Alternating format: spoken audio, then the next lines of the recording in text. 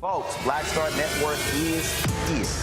Hold no punches! I'm real revolutionary right now. Support this man, Black Media. He makes sure that our stories are told. Thank you for being the voice of Black America, Roland. Stay black. I love y'all. All momentum we have now, we have to keep this going. The video looks phenomenal. See, there's a difference between Black Star Network and Black-owned media and something like CNN. You can't be Black-owned media and be scared. It's time to be smart. Bring your eyeballs home. You dig?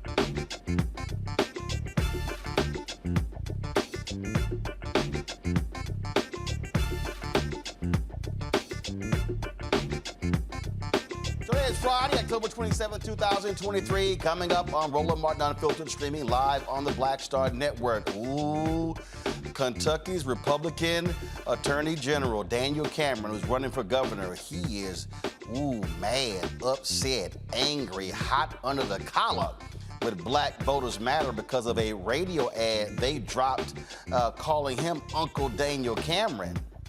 We'll talk with Cliff Albright, co-founder of Black Voters Matter, about the condemnation of Uncle Daniel Cameron. Also, we'll examine why mobilizing the black vote post-Obama has been difficult. The director of the Black Voter Project will explain what he's finding in his latest research. The attack on voter rights continues. Dr. Wes Bellamy, the Chair of Advocacy at 100 Black Men of America, will discuss why we must keep fighting for our voices to be heard and what must be done to specifically mobilize black men. A Pennsylvania judge reinstates the murder charges against a former cop who shot a motorist in Philadelphia within seconds of arriving on the scene. That and more will break down. It is time to bring the funk on Roland Martin Unfiltered. It's going to be live with the Black Star Network. Let's go. He's got it. Whatever the miss, he's on it. Whatever it is, he's got the scoop, the fact, the find. And when it breaks, he's right on time and it's rolling. Best believe he's knowing. Putting it down from sports to news to politics. With entertainment just for kicks, he's rolling. It's Uncle Roro, y'all. It's Roland Martin, yeah. Rolling with Roland now. He's funk, he's fresh, he's real, the best, you know he's Roland Martin now.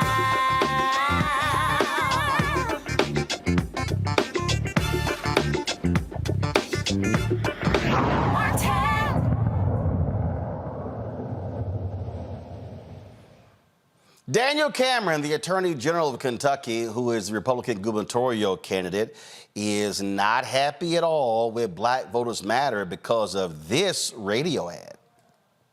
What's up, Kentucky? It's election time, and all skin folks ain't kin folk. Over the past few years, we've taken to the streets to demand racial justice, to demand health care, and the right to make decisions about our body. And now Uncle Daniel Cameron is threatening to take us backwards. The same man who refused to seek justice for Breonna Taylor now wants to run our whole state. We can't let that happen. We won't let that happen. On November 7th, vote Andy Beshear for governor. Paid for by Black Voters Matter Action Pack, which is responsible for the content of the... Lord, well, Daniel dropped this tweet here. Go ahead and pull it up. For years, I've been called every racist name in the book for supporting President Trump and conservative values. Andy Beshear always looks the other way and remains silent even today. He upset, y'all. Joining me now from Atlanta is Cliff Albright, the co-founder of Black Voters Matter. They dropped that ad. First of all, they're calling y'all Soros back. That's always the phrase they use to try to tie anyone to George Soros, anything that he does.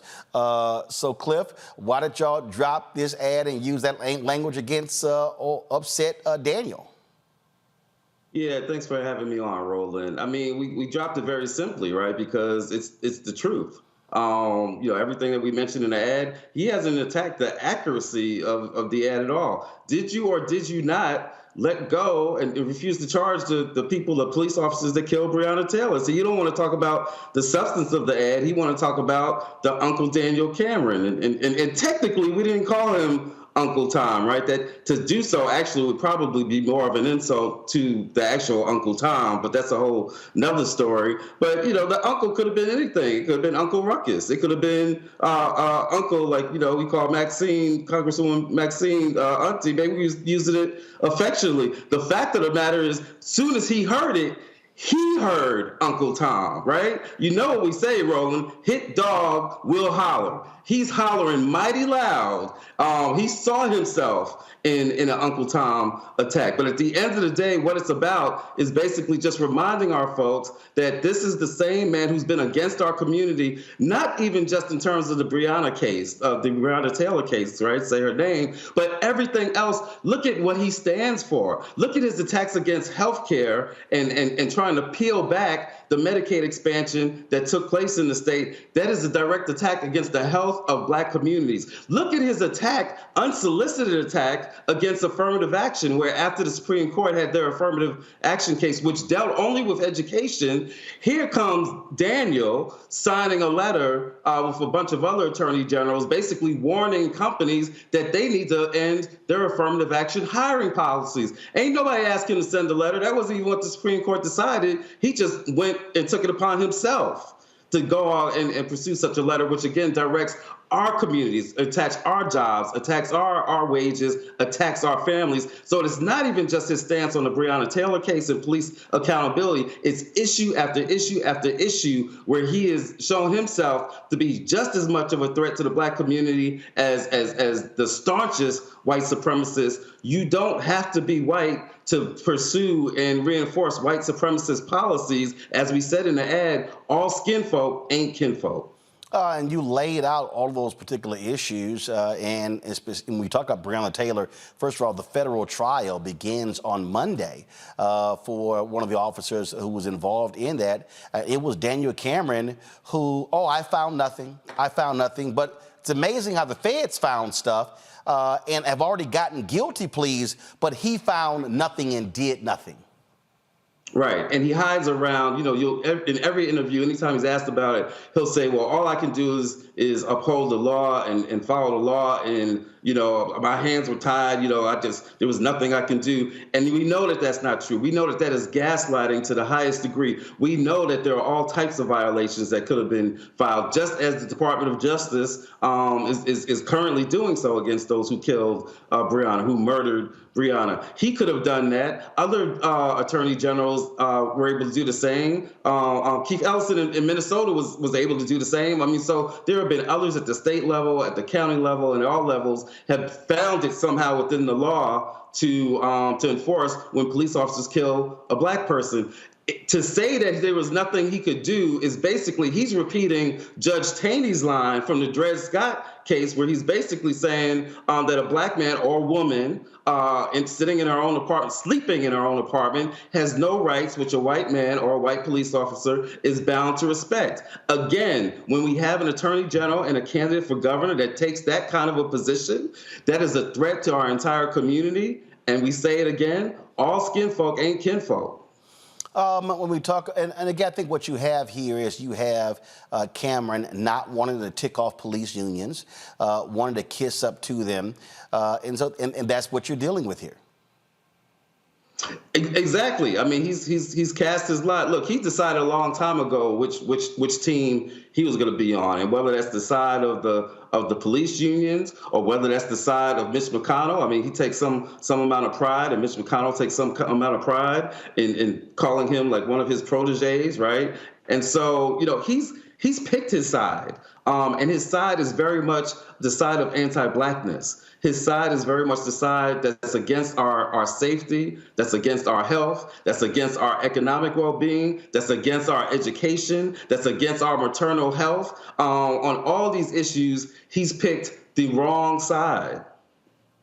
And I mean, look, and this is a perfect example of, we use the phrase, all skin folk ain't kinfolk. The reality is the white Democratic governor of Kentucky has made it clear he restored the voting rights of formerly incarcerated.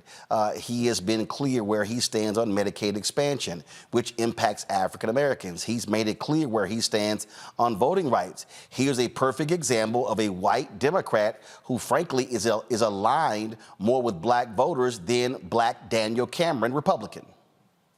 Exactly. And that's why we always say, it, Roland, we always say that, we're all about us, right? The back of our shirt say it's about us.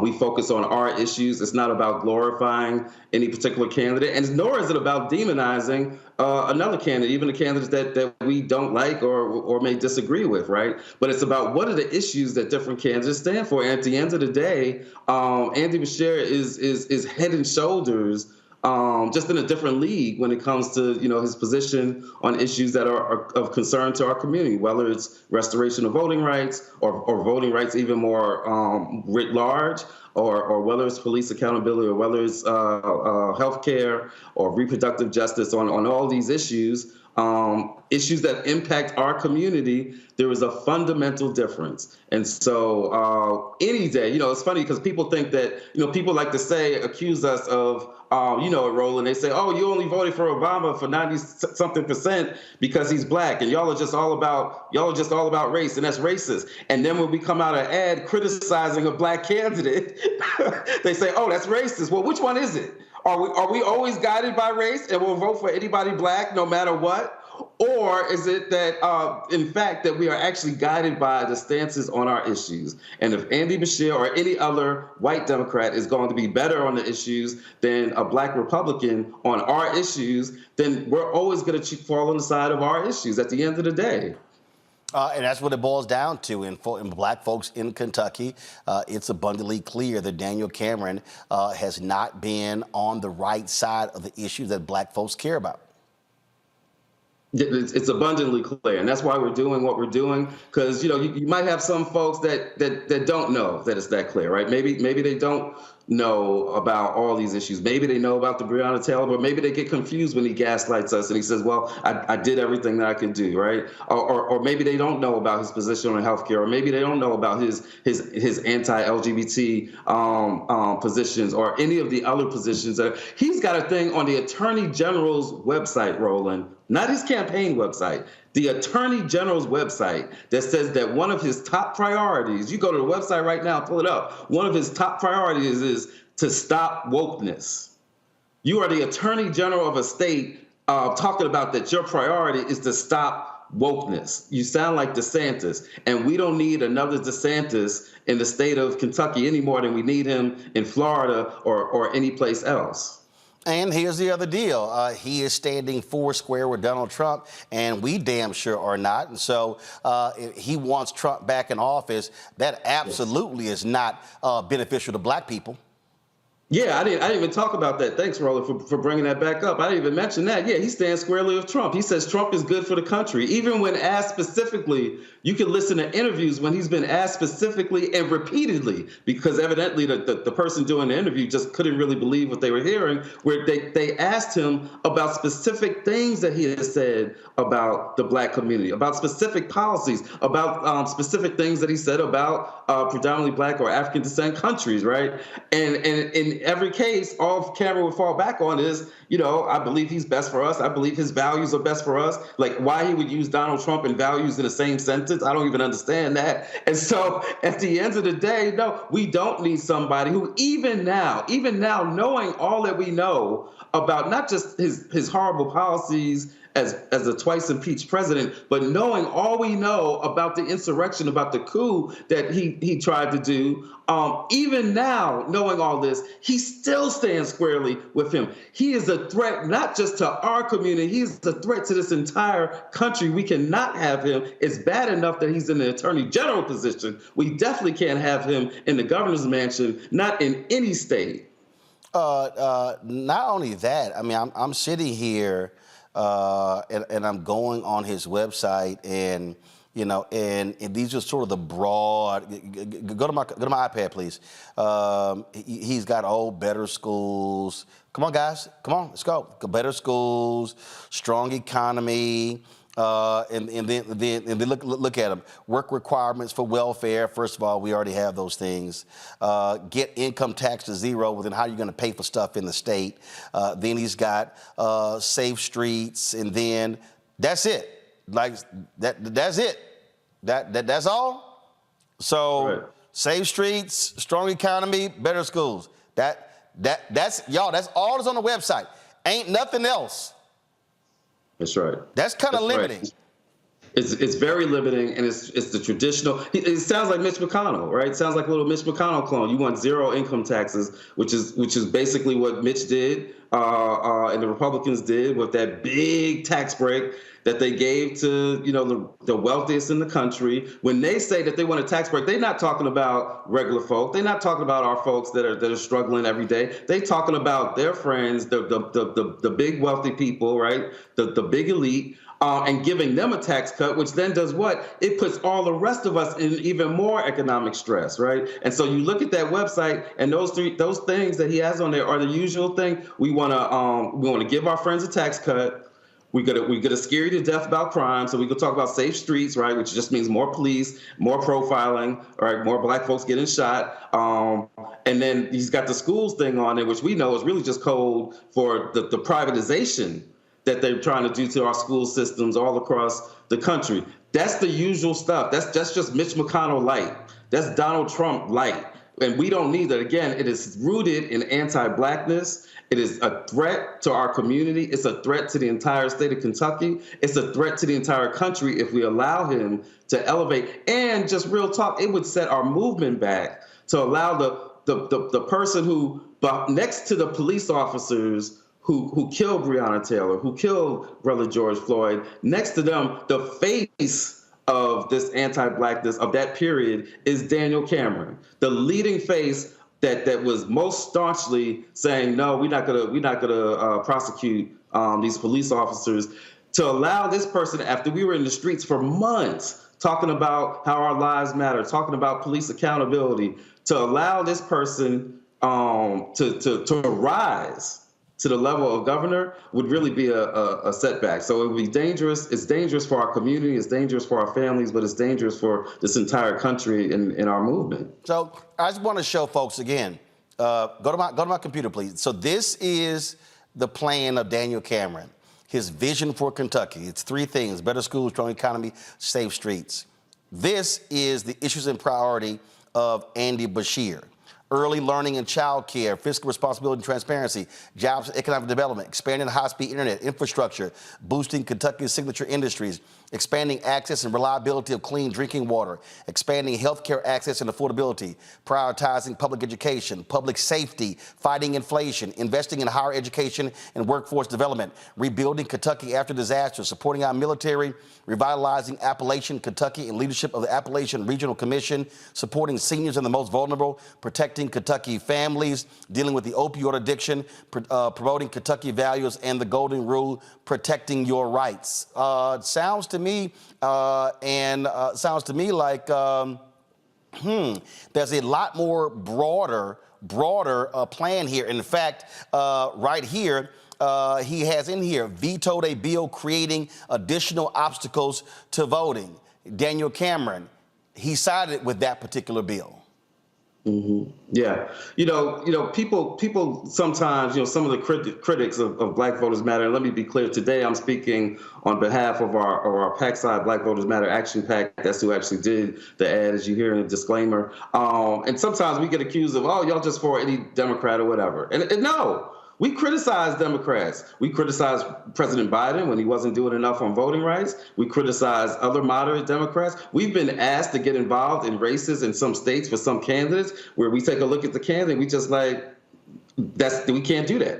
It's not consistent with our issues, with our values. We're not going to use our scarce resources. In this situation, we have absolutely no problem saying that there is a stark difference between the policies pursued by Governor Beshear and the policies and the track record, the dangerous track record of Uncle Daniel. And so, and I want to add this too. It's interesting, Roland. This, as you played, this was the radio version.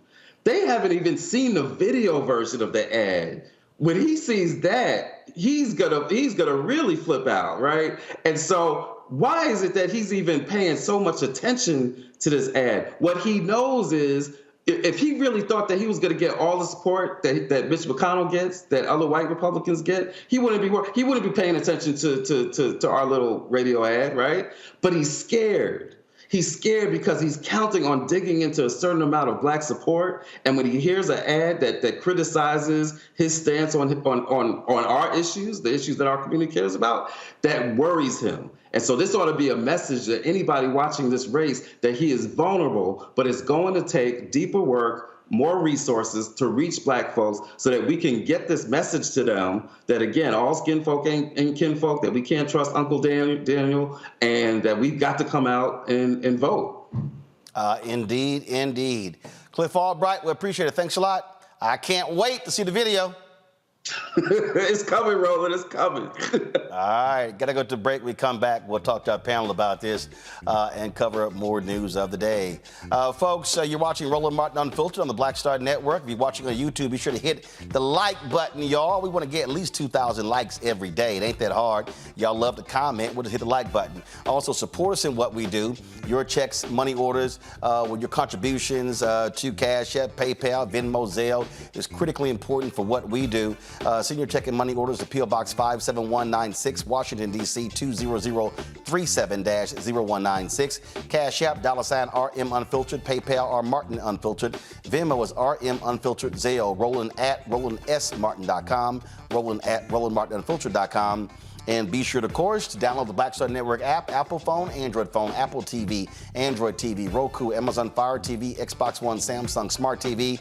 You can watch our 24-hour streaming channel, folks, on various platforms, including Plex TV, Amazon News, Amazon Freevee, and Amazon Prime Video.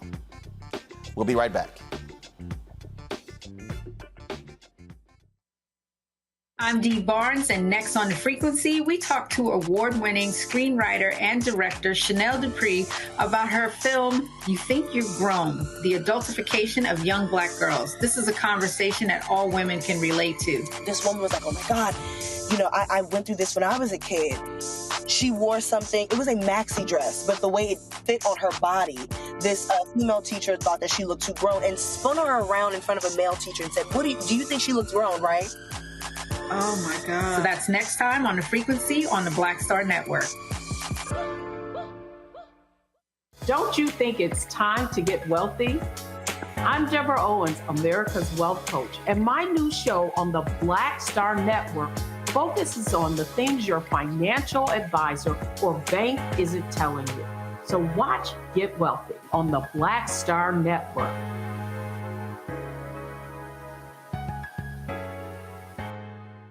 When you talk about blackness and what happens in Black culture, we're about covering these things that matter to us, speaking to our issues and concerns. This is a genuine people-powered movement. There's a lot of stuff that we're not getting. You get it, and you spread the word. We wish to plead our own cause.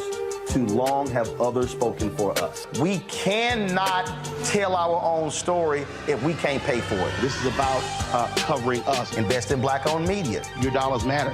We don't have to keep asking them to cover our stuff. So please support us in what we do, folks. We want to hit 2,000 people, $50 this month, raise $100,000. We're behind 100,000, so we want to hit that. Y'all money makes this possible. Check some money orders. Go to P.O. Box 57196, Washington, D.C. 20037-0196. The Cash App is $RM Unfiltered. PayPal is R Martin Unfiltered. Venmo is RM Unfiltered. Zelle is Roland at RolandSMartin.com. I'm Marissa Mitchell, a news anchor at Fox 5 DC. Hey, what's up? It's Tammy Roman, and you are watching Roland Martin Unfiltered.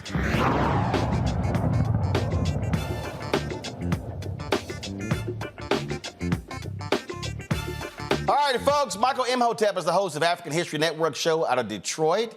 Also, Matt Manning, civil rights attorney out of Corpus Christi, Texas. Dr. Amakongo Dabinga, senior professorial lecturer, School of International Service, American University out of D.C. I'll start with you, Amakongo. Boy, Daniel Cameron, he is not happy at all.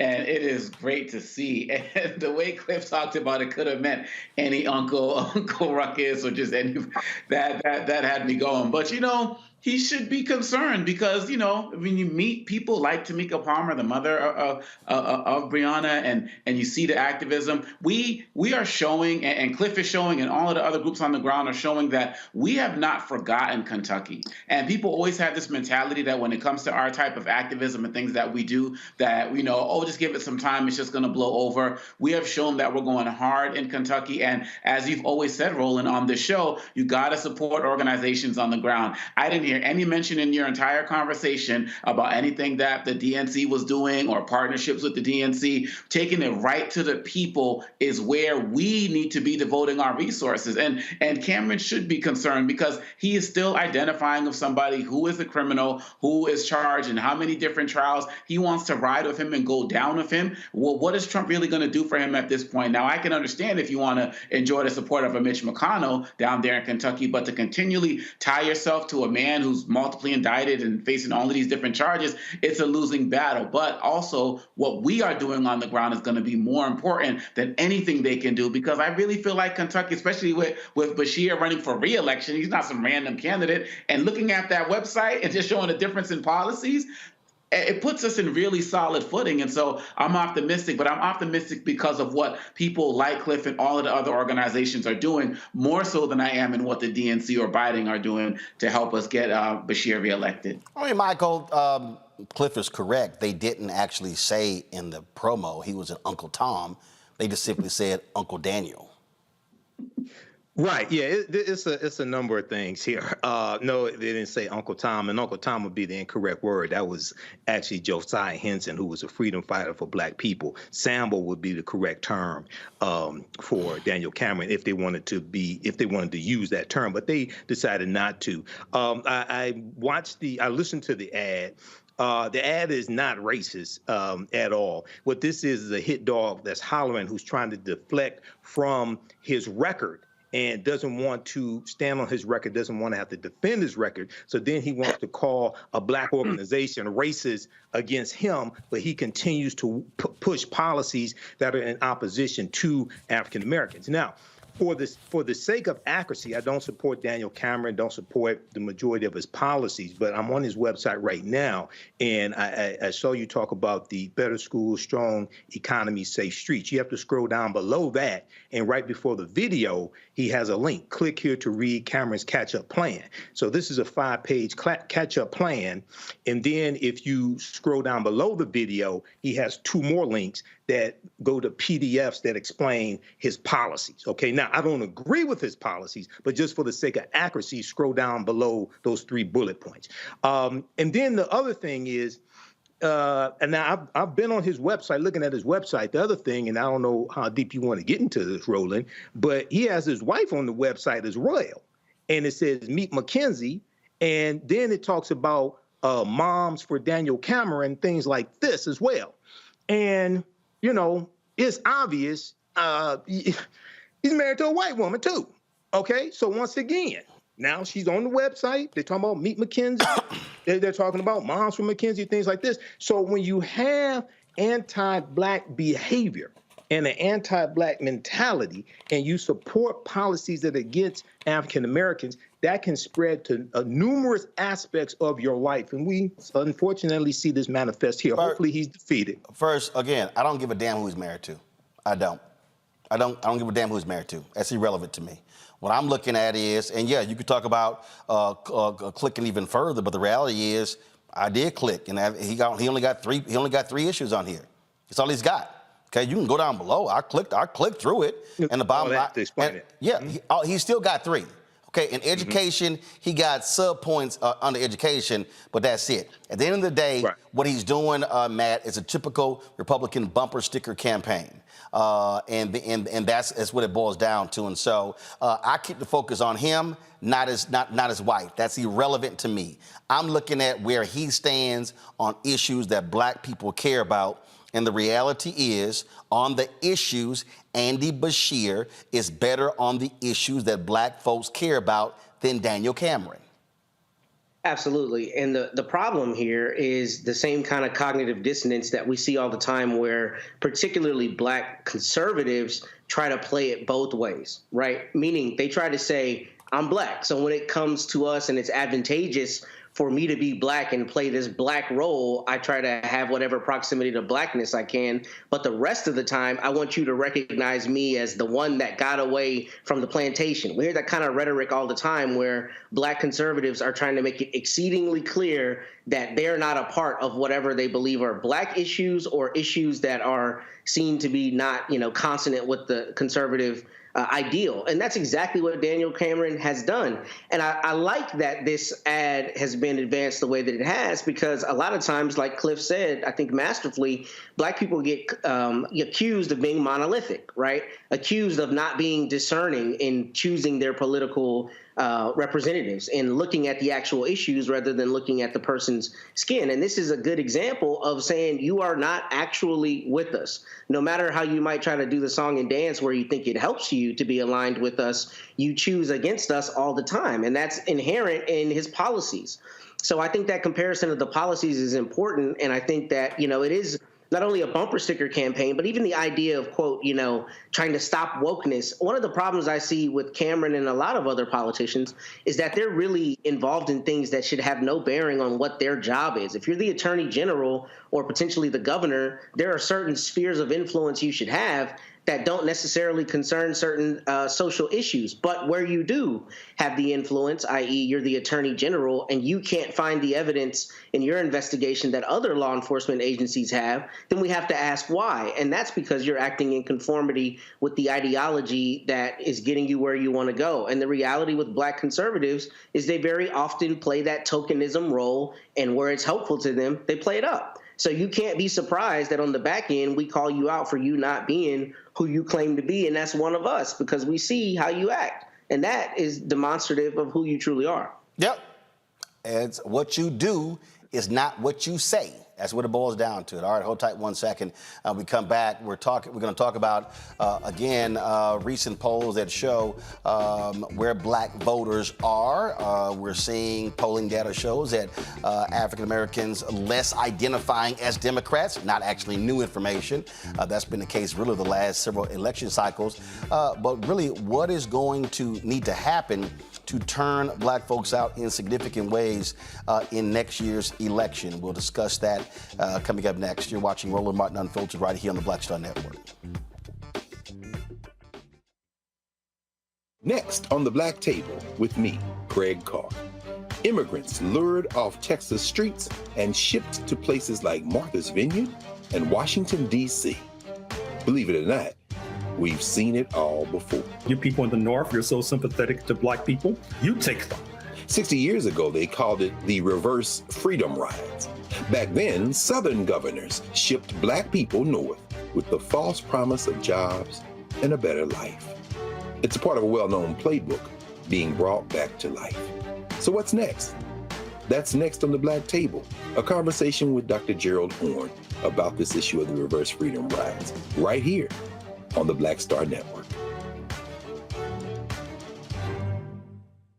Hatred on the streets, a horrific scene, a white nationalist rally that descended into deadly violence. White people are losing their damn minds. As an angry pro-Trump mob storms the U.S. Capitol, We're about to see the rise of what I call white minority resistance. We have seen white folks in this country who simply cannot tolerate Black folks voting. I think what we're seeing is the inevitable result of violent denial. This is part of American history. Every time that people of color have made progress, whether real or symbolic, there has been what Carol Anderson at Emory University calls white rage as a backlash. This is the rise of the Proud Boys and the Boogaloo Boys. America, there's going to be more of this. Here's all the Proud Boys, guys. This country is getting increasingly racist in its behaviors and its attitudes because of the fear of white people. The fear that they're taking our jobs, they're taking our resources, they're taking our women. This is white fear.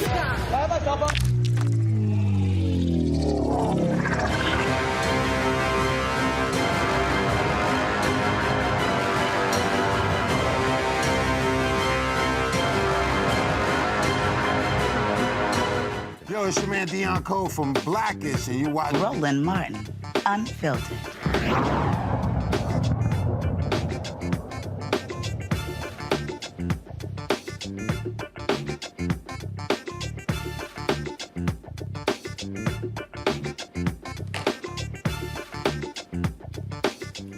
All right, folks, the recent Louisiana primary shows Black folks are simply not showing up at the polls like they did when Barack Obama ran for president in 2008. That's no shock.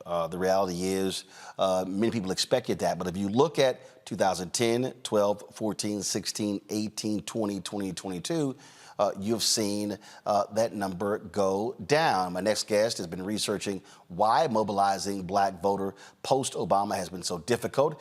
Joining me from Sacramento, California is Christopher Tyler, the director of the Black Voter Project and co-founder of Black Insights Research. Victor, glad to have you on the show. What's the top points of your research? So, as you mentioned, it's no surprise Black turnout is down and has been down since 2012. I have a slide that shows really the drop in voter turnout over the last 10 years now it's been. So from 2012 to 2016, we've seen differences in upwards of 6% voter turnout nationally, and even larger differences across some of the most important battleground states. And those differences continue to persist from 2016 to 2020. And this comes from data from the Center for American Progress, suggesting that there's a ways to go to get Black folk out to the polls at the same rates as they were during the Obama administration, and the Democrats are falling behind there. Another slide that I brought shows that this coming election in 2024, there are some significant gains to be made across congressional districts now. Looking at Democrats regaining the House here, there are significant districts with large percent African American that are swing districts, right? And here you see in North Carolina, New York, Ohio, districts that are going to go, suggested to go one way or another, Democrat or Republican, just by a few points here. And then we look at Louisiana, right, which we were just talking about, another swing district there that's over 30% Black. So there's a lot that can be done, but the Democrats really aren't doing what needs to be done or haven't in the last decade or so. The research that I've conducted is looking at ways to get Democrats out to the polls, one of which being to really identify the threats to democracy, the threats to racial progress. In this case, it's going to be Donald Trump. It's going to be the MAGA Republicans. It might even be some of these institutions that have now seemed to turn against racial progress in the Black community, specifically the Supreme Court, possibly even police, institutions of law enforcement. And my research suggests that identifying these institutions as a threat to the community is one of the most significant ways to get Black folks to care about politics, to feel it's important to turn out to politics, and to get out there and vote. So again, so you begin to unpack this here, and I'm going to throw this out, and this is obviously going to tick off some of our people, but they'll get the hell over it. And I've been saying this for a very long time here. When Obama ran in 2008, he did not need the political infrastructure that had been in place in the Democratic Party since Reverend Jackson's run in 84 and 88.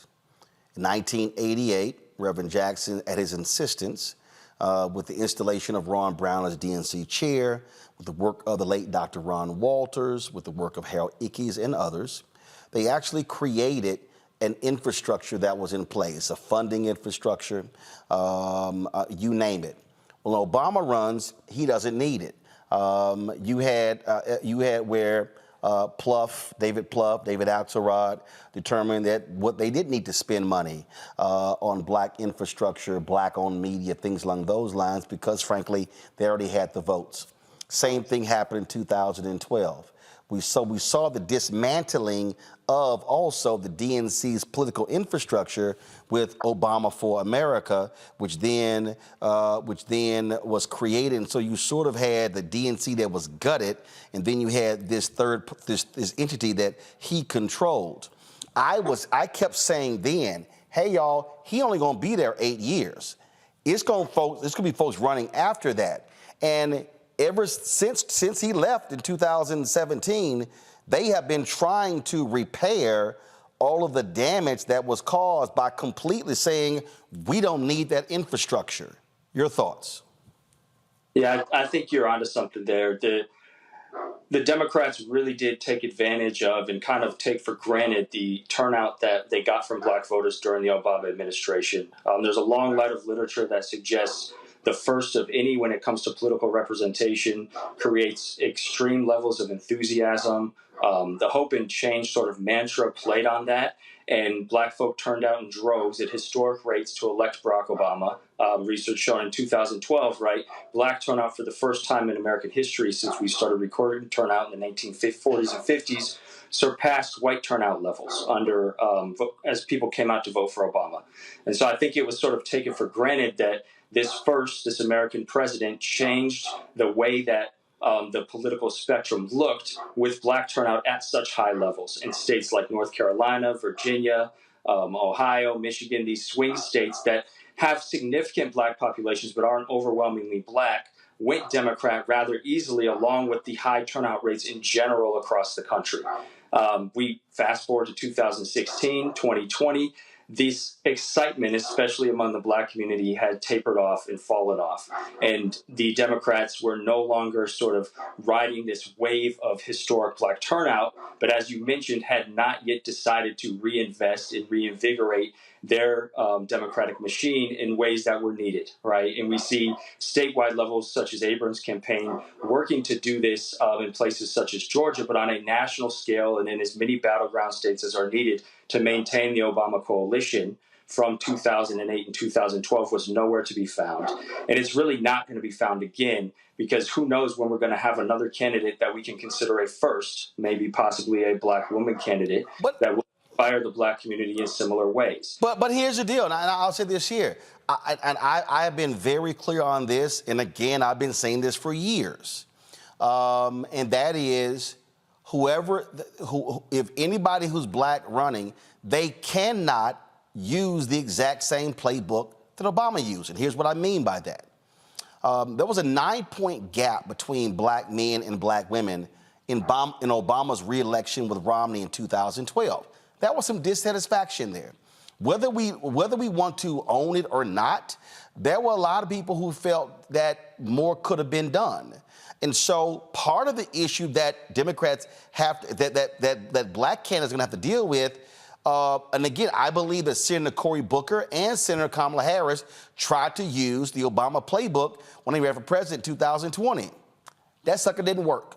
It didn't work. And so guess what? It's been used one time. It ain't going to work again. Black voters are going to be making demands of any Black candidate because they're going to say, hey, we see how we voted for Obama. That's just a fact. And so I think that people have to understand the newness, the first time seeing the first Black family, blah, blah, blah. As I kept saying, hey, guess what? We stayed at the inauguration parade for 8 years. Everybody else left, and they actually got to work. And so Democrats cannot sit around and go, hey, where's the second Black hope, or turn them out. What has to happen here, and I've been very clear on this, and a lot of other people get mad when I say it on these mainstream media shows, Christopher, and I'm going to talk slowly when I say this.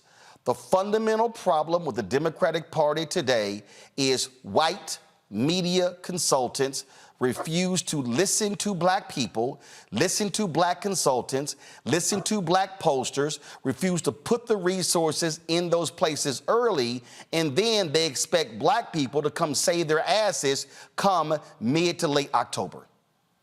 I mean, you said it perfectly. I think one of the most recent sort of research experiments we put together speaks to this. We ran what's called a conjoint experiment on a national poll of Black folk. This is something that I don't know if has ever been done before, where we asked respondents, this is only Black respondents, to select between two candidates as we varied the different characteristics of those candidates. And so if the last slide, I brought some slides, the last slide could be put up. What we found is that of those candidates, here are sort of the characteristics that were shown to be the most important when it came to selecting a candidate for Black respondents on a national poll, right? And so, of course, they wanted a Black person, wanted a female candidate, wanted someone who was middle-aged, around 85, with 8 years of experience in politics, picked someone who's a state legislator compared to some other occupations, was important that someone was an ally of the Black Lives Matter movement, actually preferred someone endorsed by Sanders rather than endorsed by Biden, and preferred someone who was a veteran. And so as you can see on the left side here of the findings, right, the most important factors here when deciding between potential candidates was someone's support for Black Lives Matter, someone's race, and someone's years in politics. And so trying to build that perfect candidate is going to be a really hard sell, and it's going to be really difficult for Democrats to find someone who fits that same mold, if not impossible, as you mentioned, right?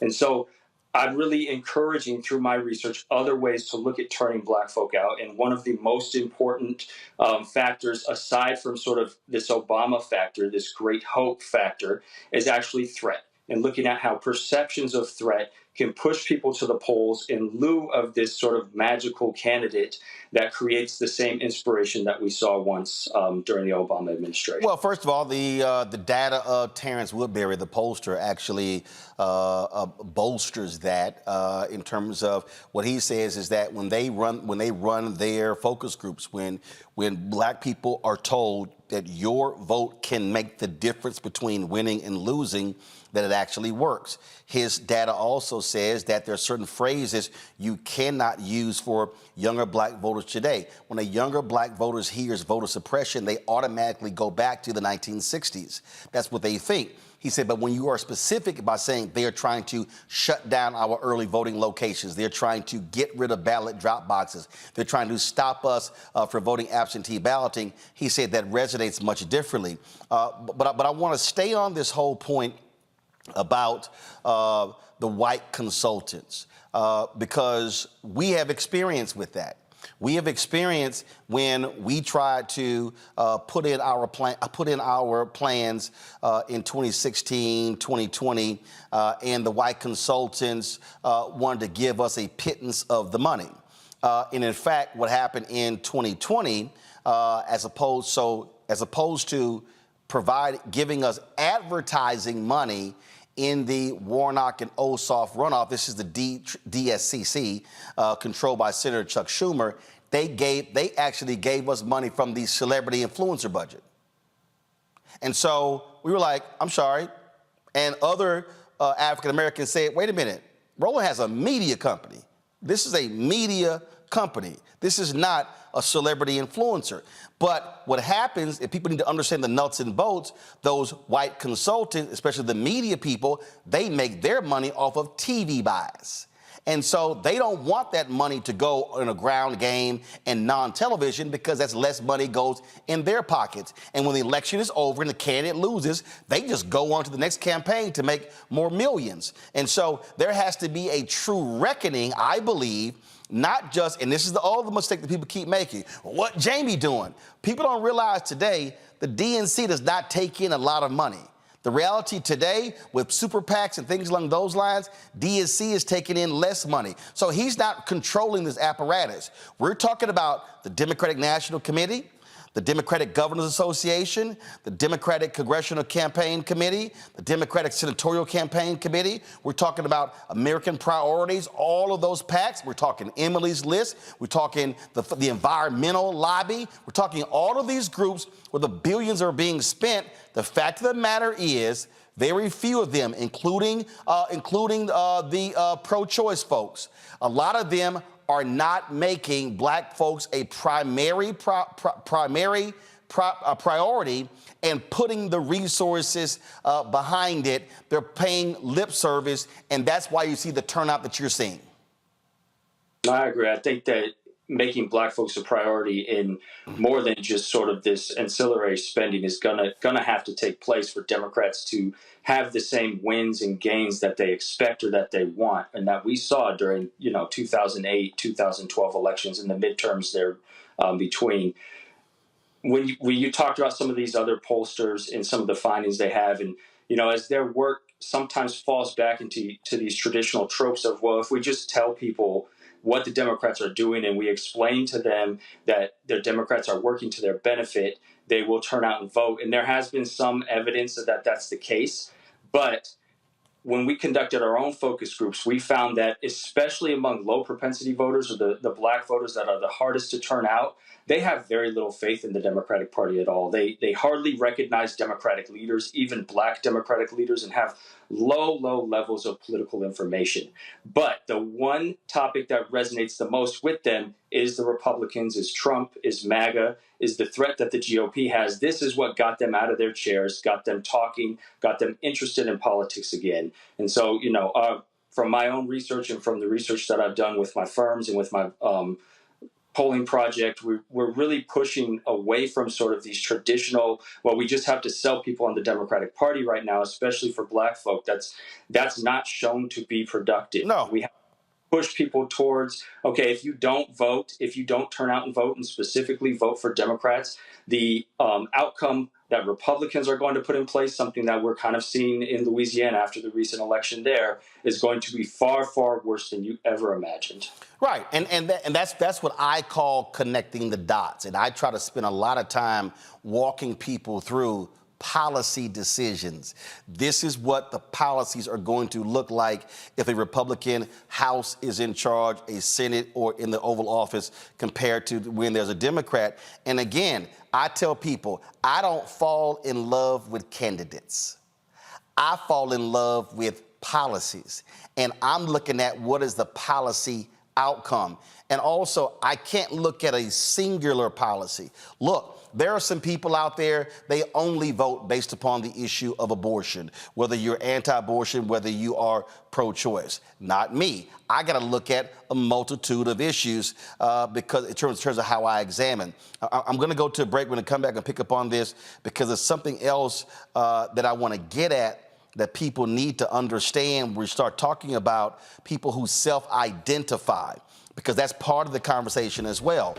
There are a lot of black people, especially younger black people, 50 and under, really, especially 45 and under, who are not self-identifying as Democrat. And so what must Democrats do? They got to change how they target black voters, and that one size fit all, that sucker don't work anymore. So we'll discuss that next right here on Roland Martin Unfiltered on the Black Star Network. Hi, I'm Dr. Jackie Hood Martin, and I have a question for you. Ever feel as if your life is teetering and the weight and pressure of the world is consistently on your shoulders? Well, let me tell you, living a balanced life isn't easy. Join me each Tuesday on Black Star Network for a Balanced Life with Dr. Jackie. We'll laugh together, cry together, pull ourselves together, and cheer each other on. So join me for new shows each Tuesday on Black Star Network, A Balanced Life with Dr. Jackie.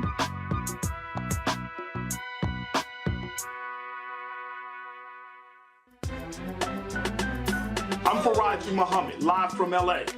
And this is The Culture. The Culture is a two-way conversation. You and me. We talk about the stories, politics, the good, the bad, and the downright ugly. So join our community every day at 3 p.m. Eastern and let your voice be heard. Hey, we're all in this together. So let's talk about it and see what kind of trouble we can get into. It's The Culture, weekdays at 3, only on the Black Star Network.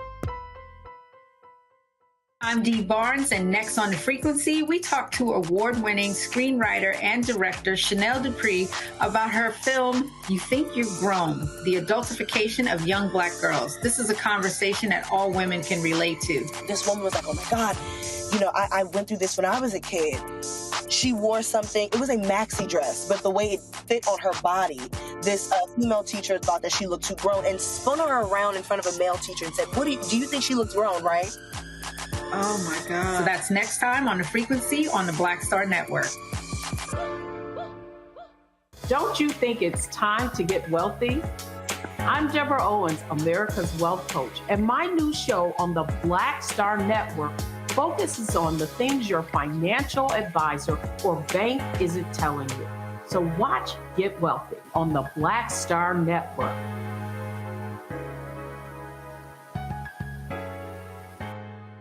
Hello, I'm Paula J. Parker. Truly proud on the Proud Family, Louder and Prouder on Disney+. And you're watching Roland Martin Unfiltered.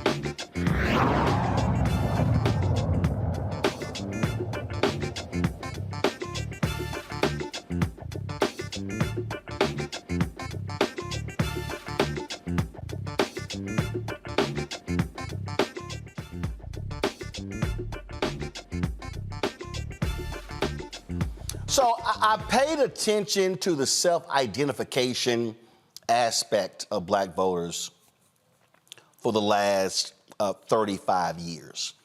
I began to see and hear it when I was in college. So I was at Texas A&M from 1987 to 1991. And there, through the conversations I was having with classmates, I was hearing how they were not self-identifying as Democrats, like our parents. And so That doesn't mean that they weren't voting Democrat or heavily leaning Democrat. They were not self-identifying. Well, in the past 35 years, that number has only grown. I saw some data yesterday in North Carolina. An increasing number of African Americans are now calling themselves independent as opposed to checking off Democrat. Christopher, the reason that is important is because when you start now examining demographics, meaning age groups, and you now start examining where a black voter is in 2023 compared to a black voter in 1983, the strategy has to change. What I mean by that is there has to be more micro-targeting. When Andrew Gillum, when he lost in Florida, governor, he lost by 30,000 votes. Exit polling data showed that 18% of black women had voted for Ron DeSantis. Some people say, well, that was unreliable, the exit poll data, but here's what we knew. A lot of those black women were voting based upon the opportunity scholarships that were in Florida for their children to go to different schools, in charter schools, school choice. That was an issue. We see that there are African Americans who are very much about, we ran to a woman in Georgia in 2022 when Warnock was in a runoff. And she said, listen, I'm a woman and the issue of Roe v. Wade is important. She said, but I ain't having no kids. She said, but I own a business. And so taxes is more important to me than Roe v. Wade. And so this was a black woman. And so I think a part of this deal also is that these white Democratic strategists are going to have to wake up and realize that one size fit all don't work anymore. You're going to have apps micro-targeting to black voters in a way that historically they've never had to do. No, Roland, you're absolutely right. The conversations we've had about our research with Democratic campaigns and organizations boils down to the fact that in order to make this type of campaign strategy work, it's not going to be a one-glove-fits-all, and it's going to have to be targeted based on census tracts, based on neighborhoods, and you're going to have to put money into advertising that you traditionally wouldn't do or that these campaigns might not have been planning to do from the beginning. And in doing so, that's how you're going to get black voters to turn out at the numbers that we saw in 2008 and 2012. And that's really the only way to do it, because a lot of these campaigns are also worried that as they continue to push possibly some of these messages towards black voters, they're going to turn off other parts of the constituency. And that's really where they get hung up in what direction do we go, right? Do we continue to push forward with the same campaign strategies that we've been doing for the last decade, or do we try something new and actually try to target black voters and mobilize? But they always come back to this, well, we have limited resources. Well, we're not sure exactly how that's going to affect the total base. We're not sure exactly how that's going to affect all the voters. And it's exactly like you're saying. If there's not a very strategic, targeted campaign for black voters, not just based even on statewide scale, but on district and neighborhood scales, it's going to be very difficult to get black voters out at the rates that these campaigns need in order to win some of these close elections. And before I go to my panel, this is very basic for Democrats. Okay, all those consultants could say whatever the hell they want to say. That's all cute. Here's what we know, and these are facts. The number one ranked group who vote Democrat are black women. The number two group, black men. That's 1 and 2. Now, in their minds, oh, well, we're going to get their votes. You might get the vote based upon percentage.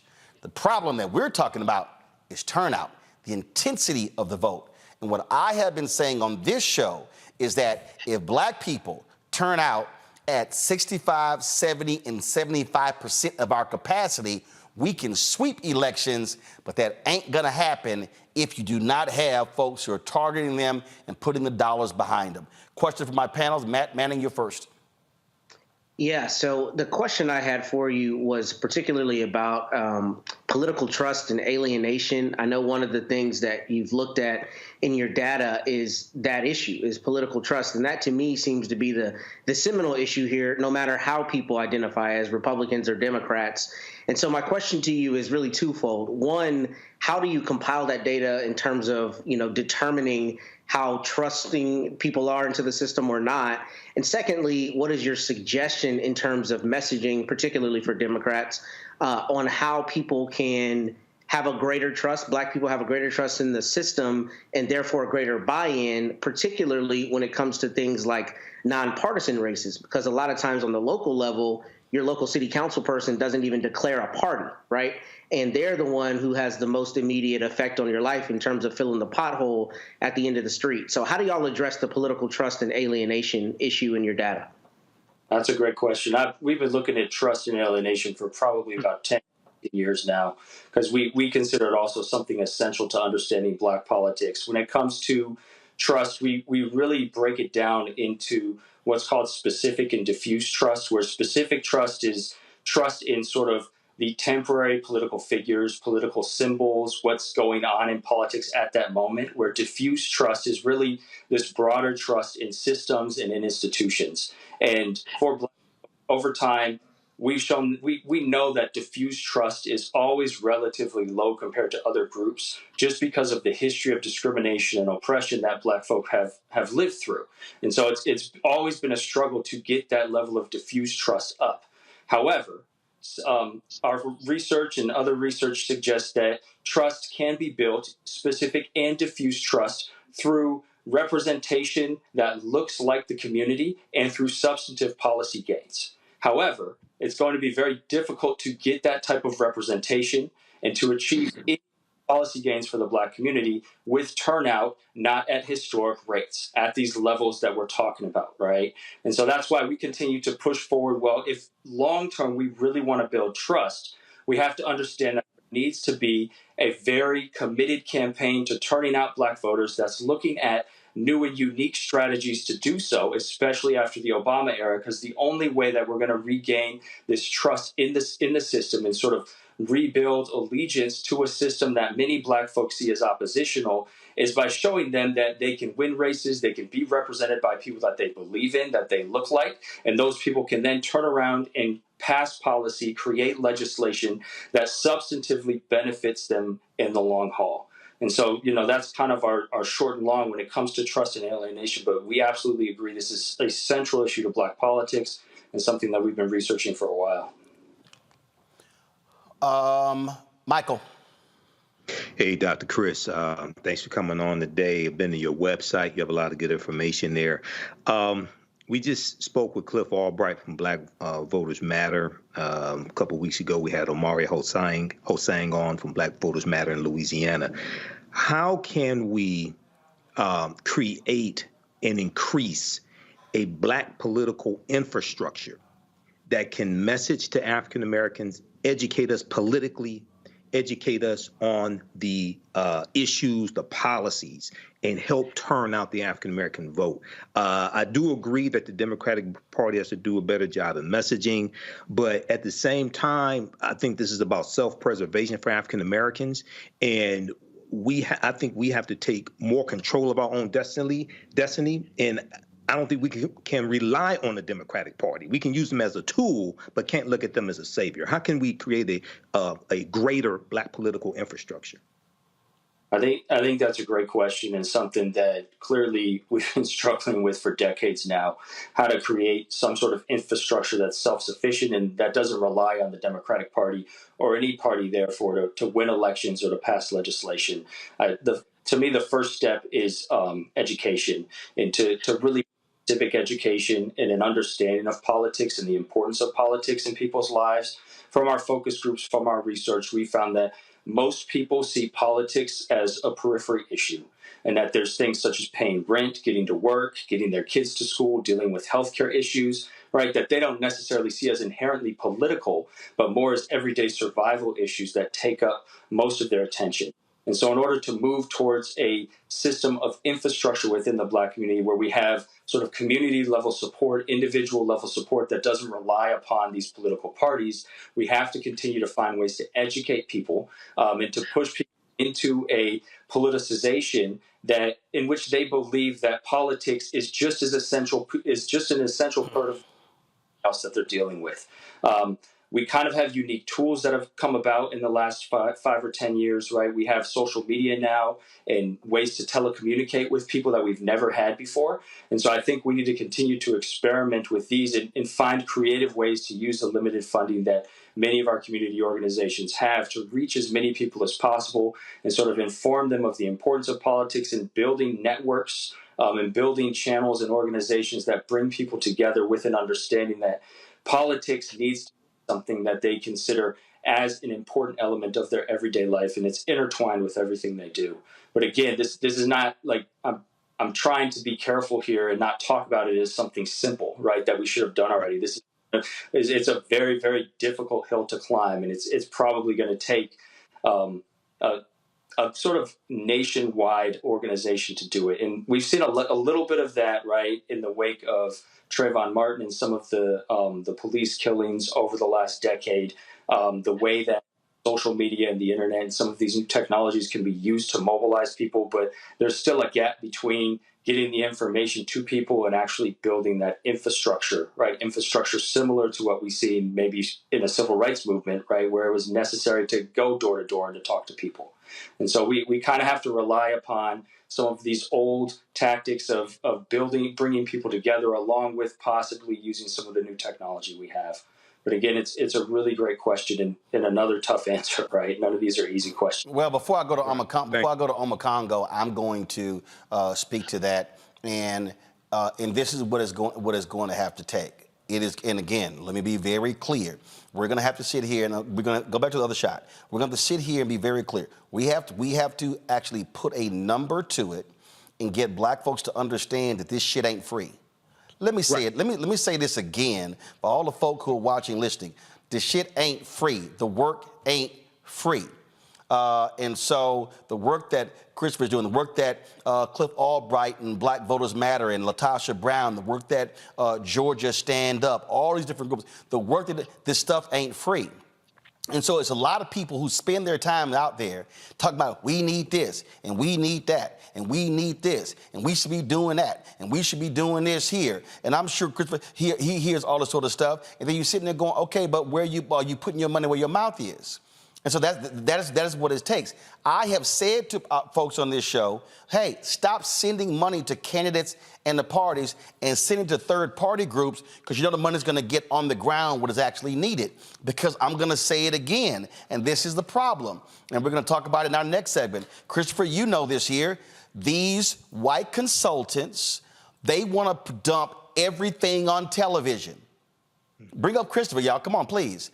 They want to dump everything on television. They want to keep putting everything on television, and it reaches a point where you have total saturation. And the reality is people are like, man, turn that crap off. Turn it off. Turn it off. You have to put money on the ground. You have to look at the numbers and then go, okay, and as your research shows, okay, in this particular state, in this region of the state, inside of this region of the state, this is what this city and town did.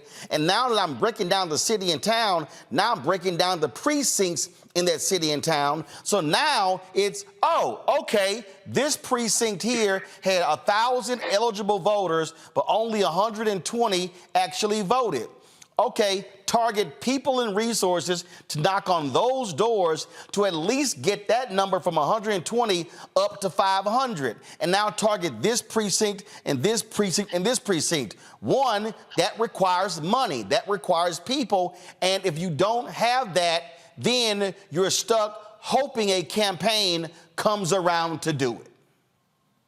And from what we've known, campaigns aren't doing that, right? Precisely. The most successful campaigns we've seen turning out black folks since the Obama era have been state, regional, or local campaigns, such as the Black Voter Matters, such as the campaigns in Georgia that are doing it sort of on their own, sometimes in coordination with parties, but most of the infrastructure is built over time on their own with their own resources that they've been able to gather. Absolutely. Omakongo. Mr. Tyler, I was really interested in your slide showing the prototype in terms of what people were interested in. And given the fact that you have Black Lives Matter as the top priority for many people that you're speaking to, Are you concerned that Democrats are going to be losing serious support, even more support from the Black community as it relates to Biden's stance with Israel and Gaza? Because what I'm seeing is that many Black people who are in support of Palestine, or at the very least are in support of a ceasefire, and I'm concerned, as I'm also seeing from like the Arab American community, they're saying that we're just getting lip service from the administration, and though we're never going to go vote for Trump, we're so angry with what's going on right now that we just might end up staying home. And that might be a concern for the Black community as well. What are your thoughts on that? Yeah, I think that's absolutely a concern. So just to be clear, the experiment that I put up was juxtapositioning characteristics when it came to perspectives on Black Lives Matter. And so for us, the ideal candidate was an ally of Black Lives Matter, but this was compared to someone who did not show support or said they were not an ally of Black Lives Matter. So it doesn't necessarily say they're affiliated or anything, but their opinion on Black Lives Matter was one of the most important elements when understanding what made Black respondents choose one candidate over another.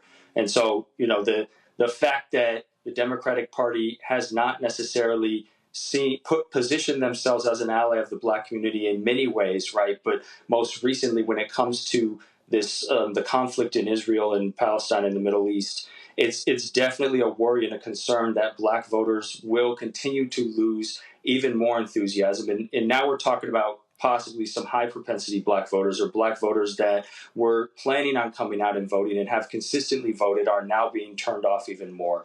And there's absolutely a reason to believe that, you know, from our focus groups, Black voters and low and high propensity Black voters were already disillusioned with Democrats. They already didn't really see much in terms of policy returns from the party. They didn't recognize any individual changes in their lives since Biden had won in 2020. And so anything like this that can suggest sort of that the Democrat Party's intentions or attention is diverted somewhere else, rather than continuing to try and work for, as Roland put, the base of voters that is the most supportive of the party, can turn people off very quickly.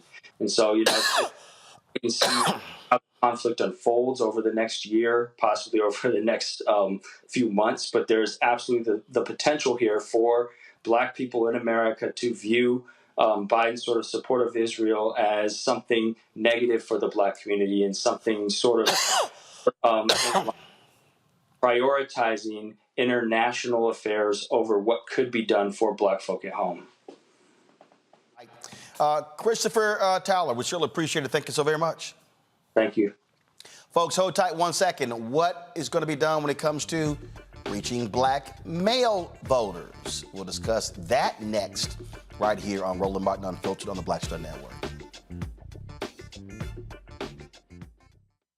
Hi, I'm Dr. Jackie Hood Martin, and I have a question for you. Ever feel as if your life is teetering and the weight and pressure of the world is consistently on your shoulders? Well, let me tell you, living a balanced life isn't easy. Join me each Tuesday on Black Star Network for A Balanced Life with Dr. Jackie. We'll laugh together, cry together, pull ourselves together, and cheer each other on. So join me for new shows each Tuesday on Black Star Network, A Balanced Life with Dr. Jackie.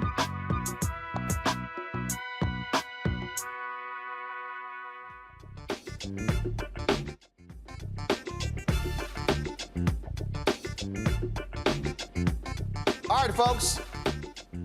Let y'all to kill that music, guys. Kill the music. Thank you. All right. Curl Prep Natural Hair Solutions. It's an amazing organic product, folks. Two-step curl defining system for women, men, and children. Now, look at this video here, and you can be the judge. Folks are lining up to see the product in action at various hair shows, and when they take a seat to try it, they don't believe it's actually their hair. Now, you can buy the product at curlprep.com. Again, it's curlprep, curlprep.com. It works on all types of hair. Use the code ROLAND, lowercase letters, of course, to get a 20% discount. It's just simply 2 steps. They have sweet butter and sweet defining gel, both at curlprep.com. And of course, parents, you can remove the ouch. Y'all know what that's all about. You will love the system because you can comb the product through your child's hair with your fingers. Seasoned Saints, they also love the product, and the line has products that are great for twists, braids, locks, weaves, even those wigs and extensions. It's all at curlprep.com. Again, use the code ROLAND, lowercase letters, to get a 20% discount. You won't believe it's your hair.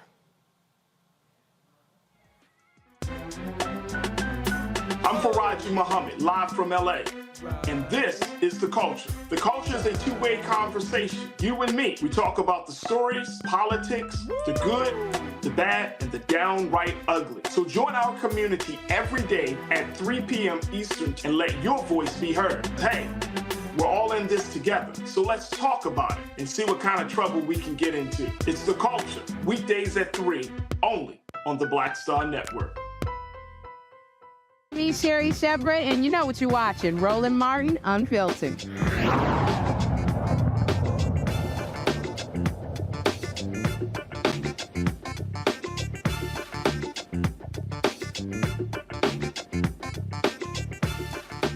I was talking to Terrence Woodbury. His research last year showed that black male voter turnout in North Carolina played a role in the Republican keeping his United States Senate seat.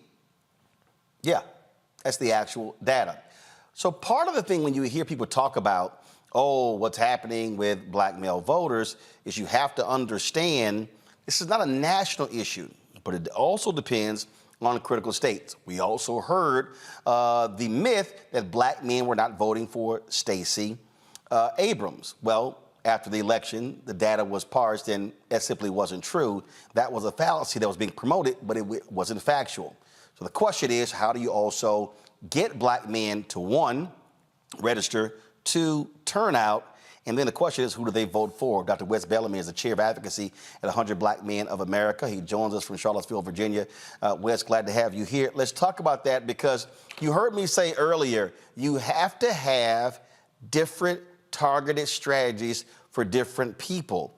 If Democrats are going to target black men, you better have a specific targeting of them that's different from black women.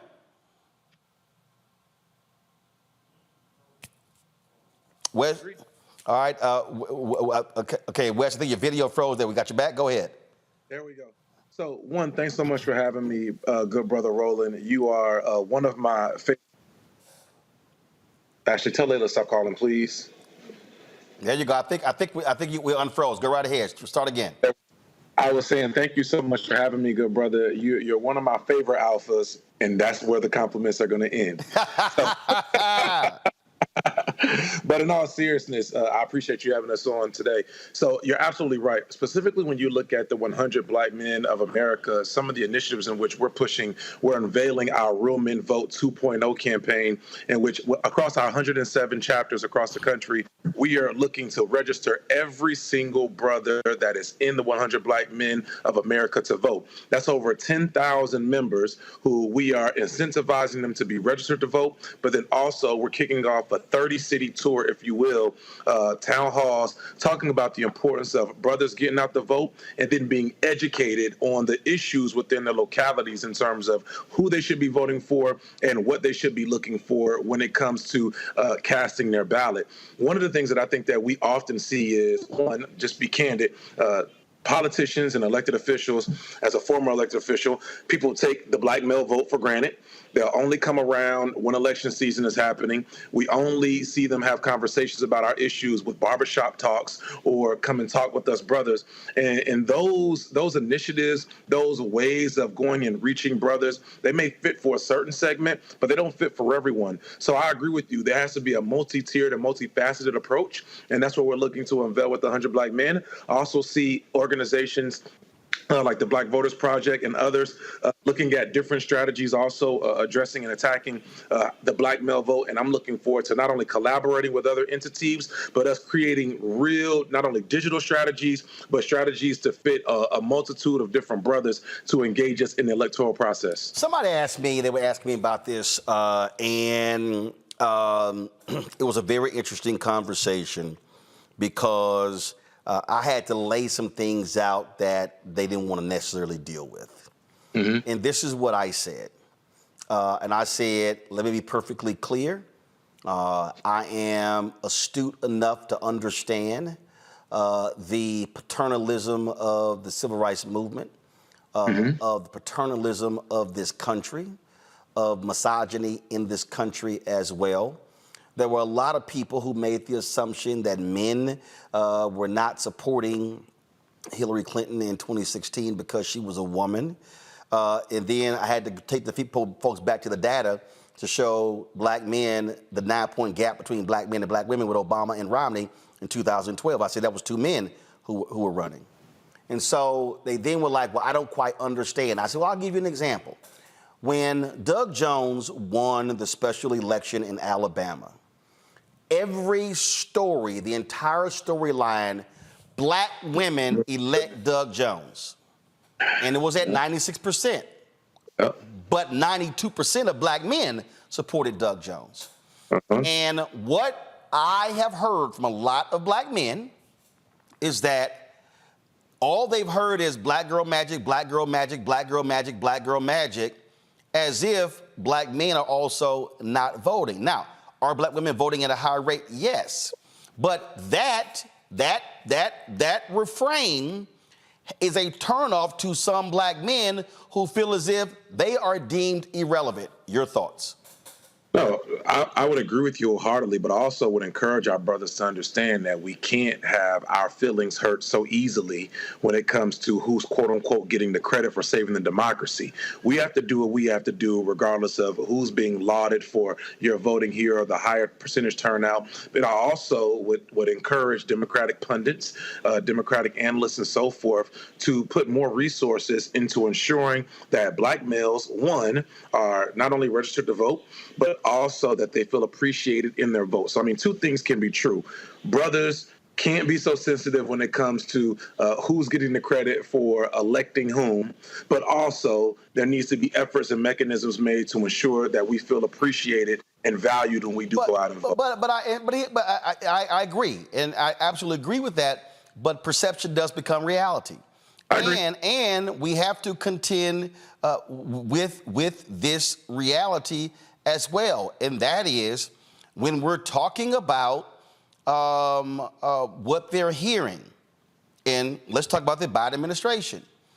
Oftentimes, Biden talks about, I said I was going to put a black woman on the Supreme Court, and I did. Absolutely right. Should have happened. Judge Ketanji Brown Jackson. Obama should have appointed a sister when he chose Merrick Garland. I was very clear on that. Biden talks about putting more black women on the appellate courts than all presidents combined.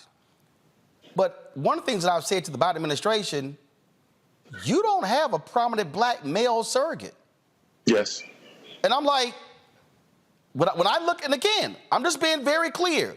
When I look at who was head of the OMB, a sister, look at the vice president, sister, and let me be real clear. I'm not knocking any of that. But what I am saying, if you're the Biden-Harris administration and you're trying to reach black men, who are they sending out who's a brother who can talk to brothers?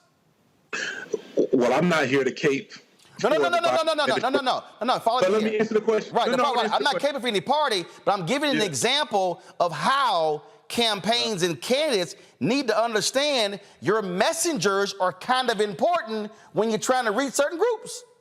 Yeah, and I think the Biden administration would say when they send out a brother like the former mayor of Columbia, South Carolina, Mayor Steve Benjamin, who's the head of African-American engagement, when they would send out someone like Vince Evans, who's over helping assist with the CBC and whatnot, they would, in my personal estimation, would say those are the persons who they're sending out to the black male community and saying you need to be engaged in some regard, the Antoine C. Wrights of the world and so forth. Now, is that enough? Absolutely not.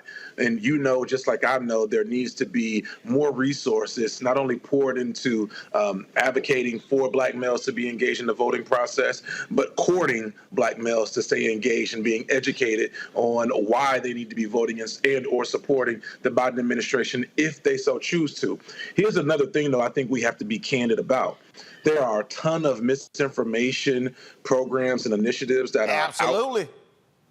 And I cannot tell you how often I serve as the Housing Authority chairman of the Housing Authority board where I live here in Charlottesville.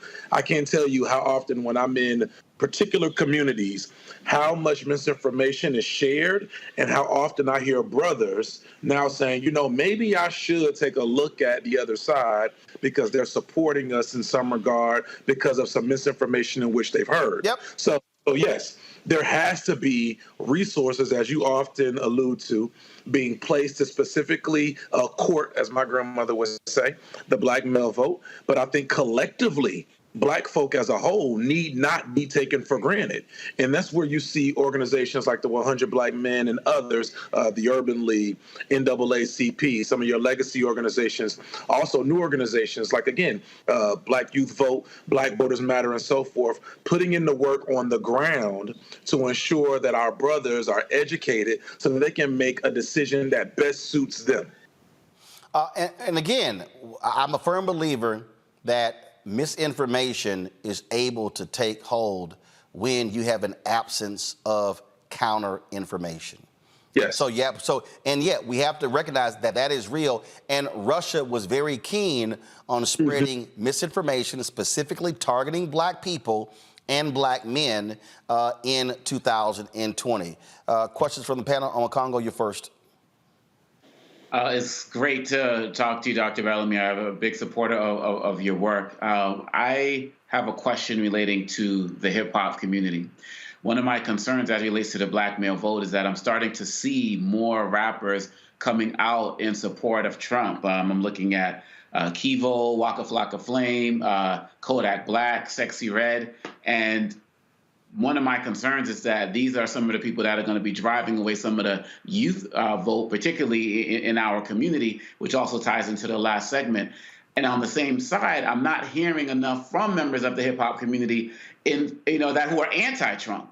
What are your thoughts as it relates to outreach, as it relates to the hip hop community? Well, I actually posted about this on my Instagram page a couple weeks ago, and I think it's something for us to pay a great deal of attention to. Sexy Red, as you alluded to, came out and stated that, well, yeah, in the hood, people love Trump. Yeah, we love Trump. We're riding with Trump. Trump sent us those checks. You heard a rapper like Lil Durk say in his record, his smash hit, All My Life with J. Cole, say people talk about those stimulus, but they really came through in the trenches.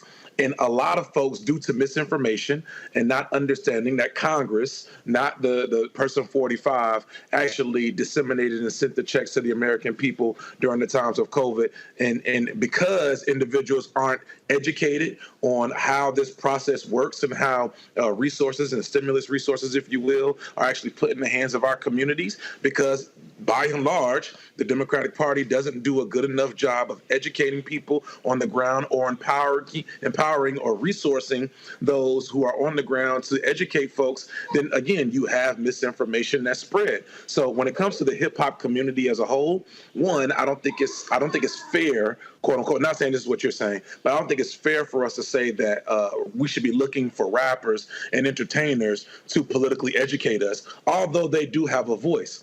I would say that you have individuals like Jeezy, you have individuals like Jay-Z, you have individuals like Method Man and so forth, who have been vocal about the need for us to be on the front lines and voting with our brains and not just the misinformation that we're receiving on social media. So there is some combating it, but we all know that on social media and the like, when a rapper or entertainer says that they're riding with Trump, that's going to drive their views through the roof. When you have someone like Kodak Black, who, shout out to Yak, and, there's a lot of young folk who listen to his music, but that doesn't mean that they're going to be voting for him. And I say this all the time in Charlottesville. If someone like Kodak Black has more influence on the young people from a political standpoint than I do, a person who's been elected, a person who's been on the ground, who's interacting with my people on a day-to-day basis, if Kodak has more influence on the ground than me, that means that we're doing something wrong. Our young folks shouldn't be looking to entertainers for their political influence. We need to be more engaged on the ground to ensure that our people are educated to make the best decision. And let me also, but part of the issue is also Democrats got to learn how to take credit for shit. So what Democrats should be saying is, hold up, we control the House. You ain't getting none of them checks without us. Trump may have put his name on there, but we were the ones who you got them checks because of us. Just like I keep trying to tell all these people, oh, Trump let black men out of jail. Ain't no First Step Act unless it gets passed by the Democratic controlled House, and that effort was being led by Congressman Hakeem Jeffries. Right, exactly. Those are facts. Matt? Yeah, Dr. Bellamy, thanks for joining us tonight. I mean, it seems to me the reality of it is if there's no price to pay for not reaching out to black men, then there will be no reach out to black men. So my question to you is, what have you seen as points of leverage or fulcrums, if you will, to make not only the Democratic Party, but just the larger system care about black men being involved at all? And I can't imagine that they do. But to me, it seems like you respond to fear more than you do anything else. And if you're afraid that leaving us out is going to culminate in you losing elections, then that's where it seems the response would be. What are your thoughts in that respect? Well, I think that you're absolutely right. I mean, I think many parties and larger institutions who believe in which their leading voter engagement initiatives try to lead with fear. But I think it's more important, just my personal opinion, it's more important for us to lead with education. It's more important for a certain population of people to lead with empathy and showing them how the decisions that you make today have an impact on tomorrow. There's important for certain initiatives and for different populations to be led with whatever it takes to tap into what it is and the things in which they care about. But for me personally, I think that it's of the utmost importance for us to educate our brothers specifically on how important it is for us to vote on the local and state level first. Yep. When we can show them, when you go and vote for me in this local election, I can then help you specifically go and do this. When we make that connection, then we see a higher level of engagement. But the thing is, that requires work, not talking. That's not a panelist discussion. That's not something that you just do on social media. That requires you to go into our communities and talk to our people. And that's where I'm hoping that there will be more resources poured into us getting onto the ground to educate our brothers with other brothers who know better about why you have to be tapped in locally, because that's where everything starts. Yep. Exactly. Michael? Hey, Dr. Wes Bellamy, this is a great conversation. I was talking to a friend of mine, Keith Williams, who's chairman of the Michigan Black Democratic Caucus. And he was talking about how he was talking to African-American men in the neighborhoods here in the city of Detroit. And some of them said they were going to support Donald Trump because they want to own their own businesses. And they see they are under this illusion that if Trump is president, somehow he's going to help them own their own business. Can you dispel that myth and talk about efforts that the Biden-Harris administration have made to help African-American entrepreneurs and African-American male entrepreneurs?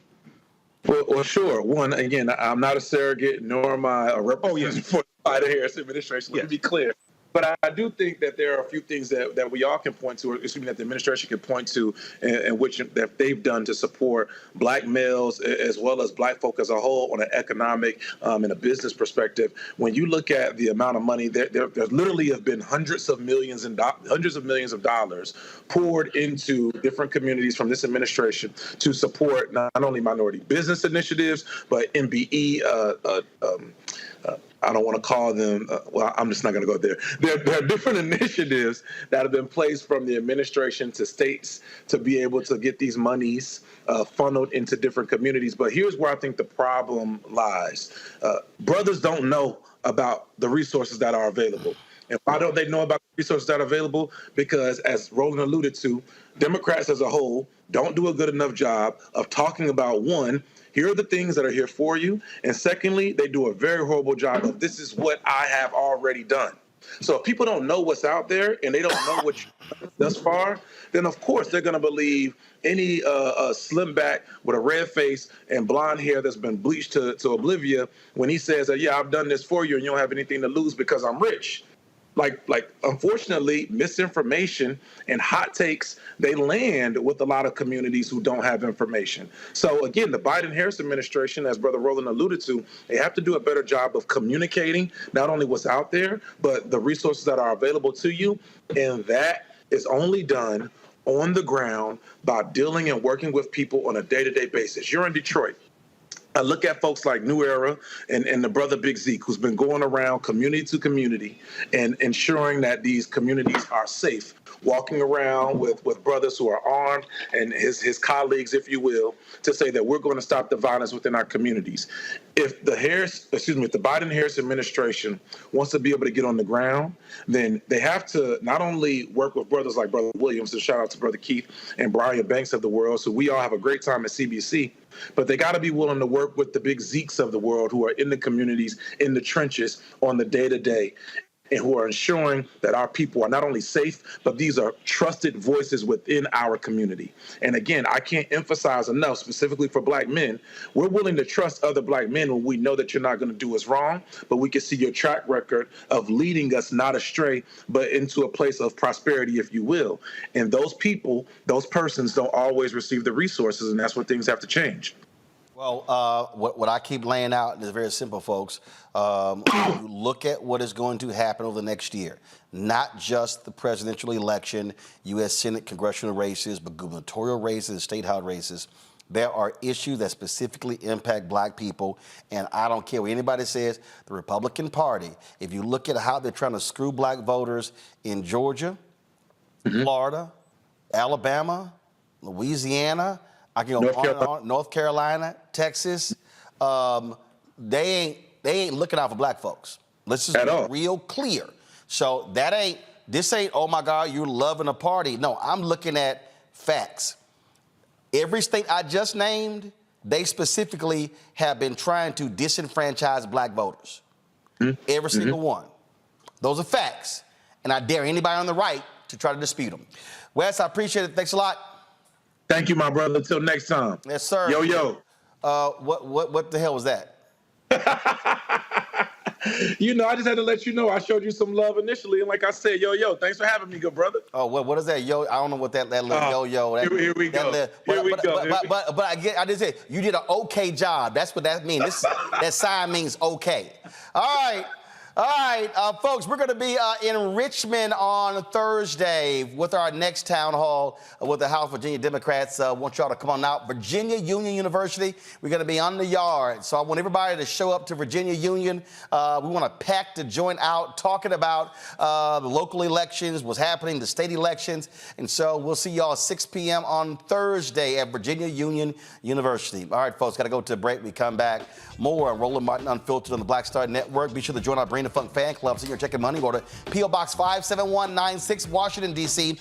20037-0196. Cash App, $RM Unfiltered. PayPal, R Martin Unfiltered. Venmo's RM Unfiltered. Zelle, Roland at RolandSMartin.com. Roland at RolandMartinUnfiltered.com. We'll be right back. Hatred on the streets, a horrific scene, a white nationalist rally that descended into deadly violence. White people are losing their damn minds.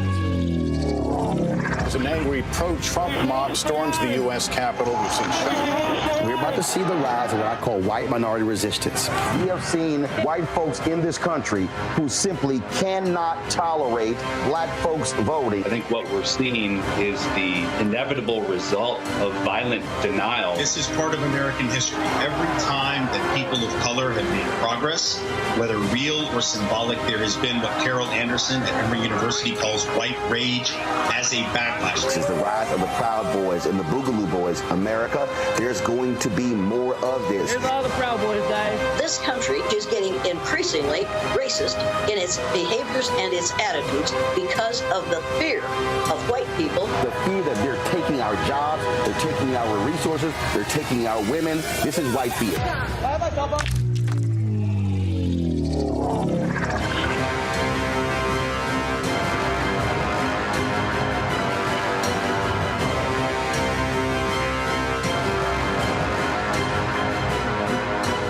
On the Black Table with me, Greg Carr.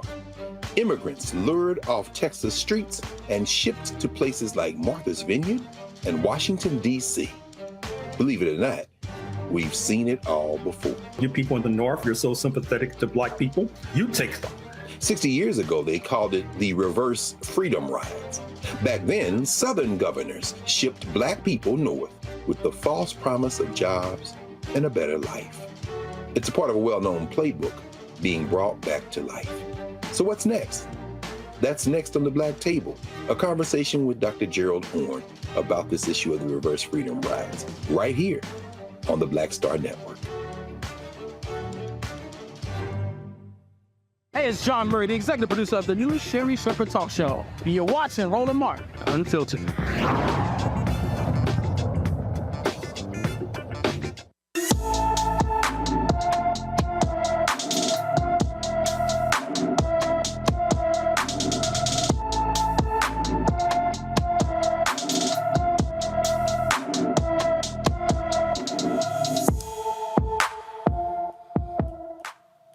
Anaya Burleson has been missing from her Dallas home since June 25th. The 16-year-old is 5 feet 5 inches tall, weighs 185 pounds, with black hair and brown eyes. Anyone with information about Anaya Burleson should call the Dallas Police Department at 214-744-4444, 214-744-4444. A Pennsylvania judge reinstates all charges, including murder, against a former Philadelphia police officer who killed a man at point-blank range. Common Pleas Court Judge Lillian Ransom overturned Judge Wendy Pugh's ruling regarding the facts of Mark Dial's case, and they should be established at a trial. Dial is facing murder, manslaughter, official oppression, and 4 other charges for the August 14th shooting death of 27-year-old Eddie Irizarry during a traffic stop. Dial's lawyers say he could have feared for his life because he thought Irizarry had a gun. They also say the murder charges require the presence of malice, and there is not enough proof that Dial acted maliciously. Well, okay, that's what they always say. A Georgia man was arrested for making racially motivated threats and shooting at his black neighbor. According to court documents, Mark Wheeler, 73 years old, fired a .22 caliber revolver in the direction of the victim and the victim's dwelling while yelling racial slurs. Wheeler is accused of violating the Fair Housing Act's criminal provision banning force or threat of force to intimidate or interfere with housing rights based on race. He was also charged with unlawful firearm use while committing that civil rights violation. If convicted, he faces a maximum penalty of 10 years in prison and a $250,000 fine for both the civil rights and firearm charges. A federal district court judge will determine after any sentence after considering the U.S. sentencing guidelines and other statutory factors. 3 former Mississippi Department of Corrections officers have been sentenced for using excessive force against an inmate. Jessica Hill and LaToya Richardson, along with case manager Nicole Moore, pled guilty to the July 11, 2019 incident that happened at the Central Mississippi Correctional Facility, where the trio assaulted a defenseless inmate while she was in the fetal position. Hill was sentenced to 3 years and 1 month in prison, 2 years of supervised release, and a $1,500 fine. Richardson was sentenced to 3 years and 1 month in prison, 2 years of supervised release, and a $1,500 fine. Moore was sentenced to 2 years in prison, 2 years of supervised release, and a $1,500 fine. Boy, that must be something there, Matt, for you to be prison guards, now your ass in prison. Yeah, that is something. And I have a case that I'm going to be trying in Houston, actually, in April. That's not exactly this set of facts, but it revolves around the same issue about inmates' treatment by prison guards. And it's tragic what happens in a lot of prisons and how often it goes unaccounted for. So I'm glad that here the Department of Justice, again, knocked it out of the park and holding people accountable because, you know, the 8th Amendment to the Constitution says no cruel and unusual punishment. And very often people think that, you know, inmates don't have rights. So this is good because when people go to prison, they are still people who are still deserving of protection, irrespective of what put them in prison. Right. So I'm glad that the Department of Justice here held these women accountable because them attacking an inmate is not only unconscionable, but it's especially unconscionable when the person is not fighting back, when you're in the fetal position. So it's important that they continue to hold people like this to task, and I'm glad that they did. I swear, I can't tell you how many times we keep seeing the DOJ do this, Makongo, and White House, y'all might want to take credit for this stuff. Yo, I mean, they can't just keep having these little press releases on X or Twitter and these little websites that nobody's reading, because this is another major victory. I mean, just when you talked about a couple of days ago with the whole redlining decision as well, this Justice Department has been very, we always feel like they move too slowly, but when they strike and they strike hard. And this is also very important because the only time outside of the Black Star Network, which is why I'm so thankful for the Black Star Network, the only time we've heard about terrible conditions in prisons and what's happening with inmates is when Trump and his minions started to turn themselves in Georgia. And they barely talked about the conditions there on a regular basis. Every single day in our prisons, our people are suffering. In situations like this, they're dying in prison, being eaten alive by bugs. And we can't just act like this stuff isn't happening. And so I appreciate the fact that the Justice Department is going at it. We need to publicize this more because these prison guards, they should start being on notice, if they haven't been already, that this Justice Department, they may move slowly, but eventually they are going to get you. Michael? Yeah, Roland. Once again, this is another win for the Department of Justice and Kristen Clark as well. They have to be more vocal and inform people about the win, especially the African-American community. The lives of people in prison, they do have rights there. You are in the you are still supposed to be protected even in prison, and you should definitely not be abused by prison guards. So once again, this is them holding people accountable, and I would not want to be those prison guards either. Hell no. But they about to learn what it feels like. Gentlemen, I appreciate y'all joining us today's show. Matt, Makongo, Michael, thank you so very much. Folks, last weekend, I was in Atlanta, had a couple of events there. And last Saturday, I decided to stop by the homecoming at Clark Atlanta University. We had a good time there. Guys, what are y'all doing? The video, what are you doing? Thank you. Started from the beginning. All right, so had a good time there. So just want to give y'all a sense of what it was like strolling through the homecoming at Clark Atlanta. Check this out.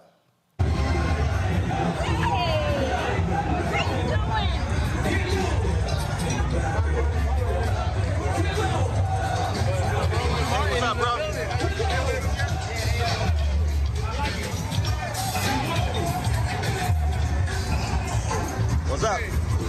What's happening? Y'all good? What's happening? What's up, bro? You good? How you doing? All good?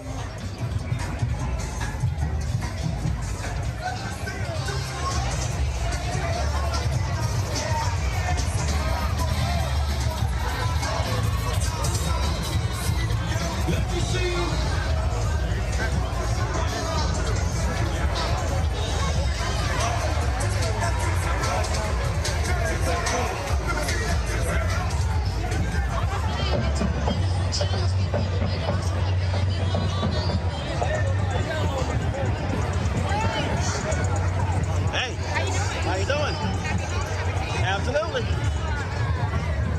What's up, bro?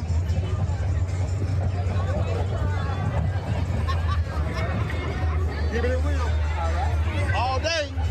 Sorry, bro, what's happening? Yep. What's up? What's up?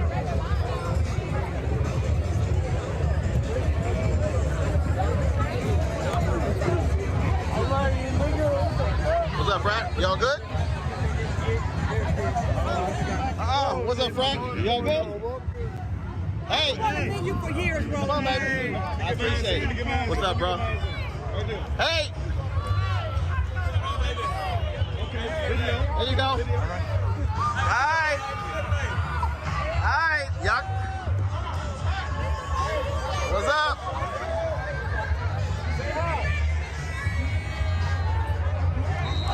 All right.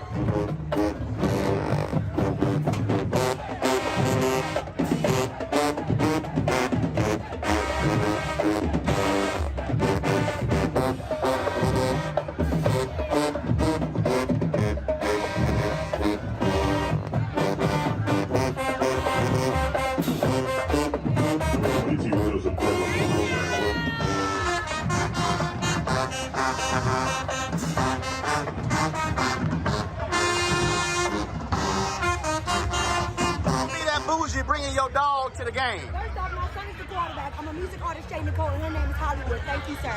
Really, your dog is named Hollywood? My dog's name is Pass Hollywood. incomplete. How you gonna bring your dog to the game? Joseph Douglas, the intended receiver on the play. She's the mascot. That's a dog. Gives the ball to Central State. First down That's to a 10. dog. Well, this is my dog. You bougie black people, y'all just look at dogs belong outside. Wouldn't have it no other way, baby. She go to every game. Ain't never miss a game. Oh Lord.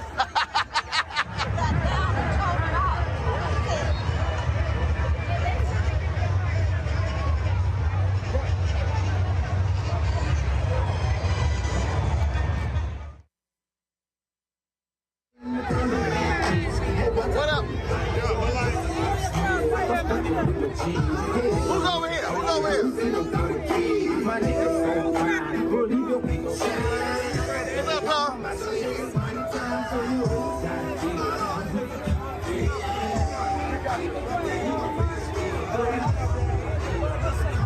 What up, what up, what up? Let's get this picture, Brad. What up? What's happening?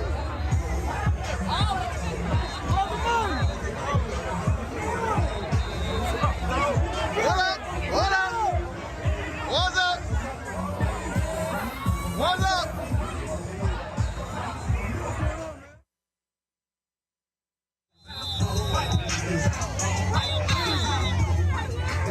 Where we go? What's up?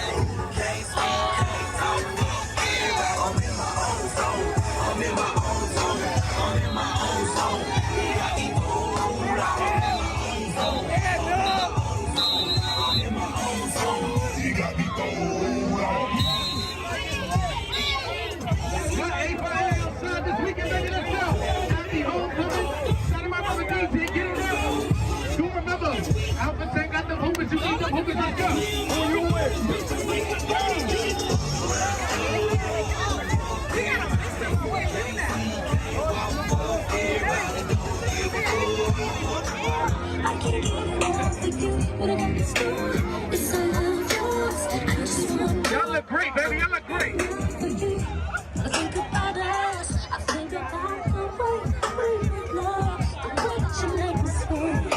Make me want a cigarette, and I ain't no smoking chick, but you got me wondering, don't stop.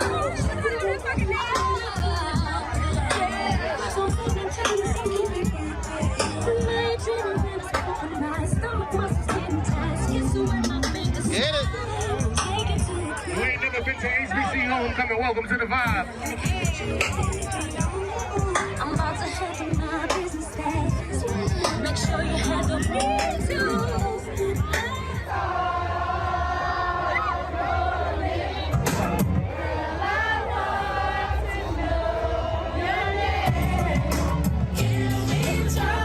Sing it. Y'all sing it.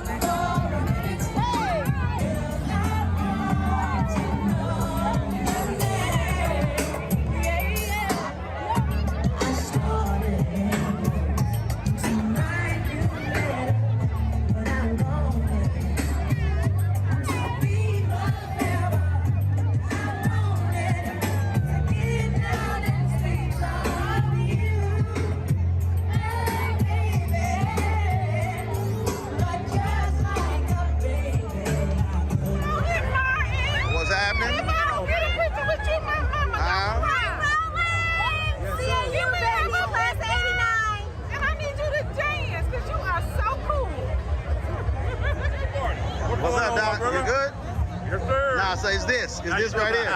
How you doing, my What's man? going on? Y'all good? Yeah, man. What's up, bro? I appreciate it. Appreciate it. Huh? Hey, what's up? You gonna go to the Alpha tent? I did. Hey, fine, nigga. 15 years, man. Hey. All right. There you go. Let's go. Apple pie tent, man. You said no? Yeah, I said yeah. Oh, we take a picture with you though. All right. There you go, man. Hello, Roland. Happy homecoming. Happy homecoming. CAU's finest. In the house.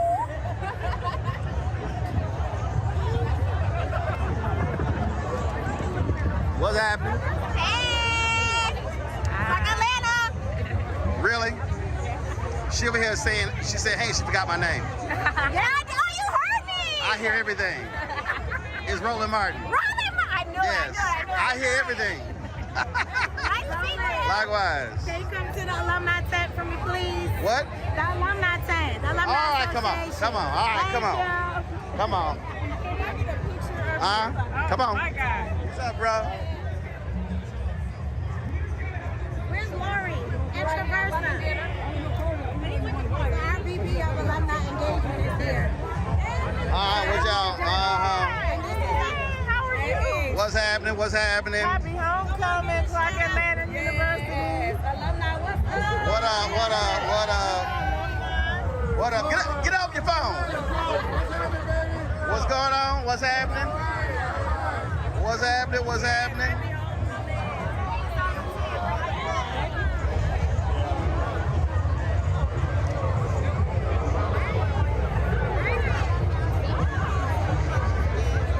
You good? What's happening? What's going on? I want to. Happy homecoming. What's going on? What's happening?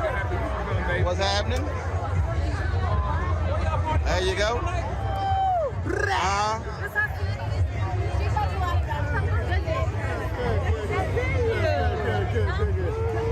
Roland, what's up? Hold on, man. Let me get a picture with you. Let me get a picture with you, Roland. Hold on. All right, come on. Come on, hold on.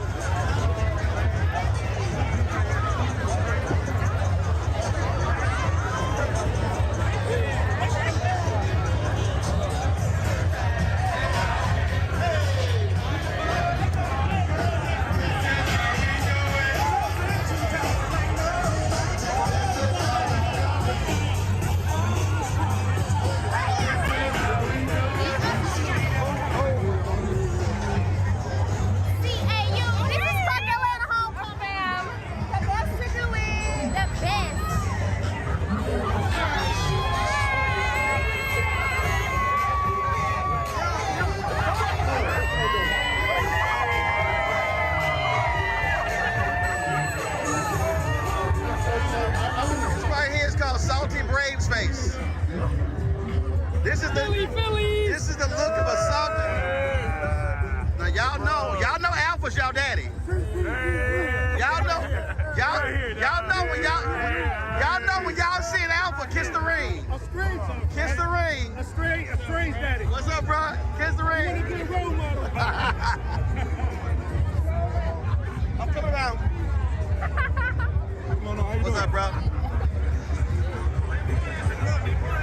Vlog the whole day.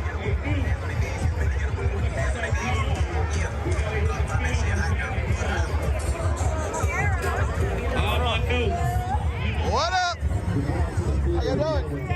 Y'all good? Hold on, wait. Hold on. Let's do this.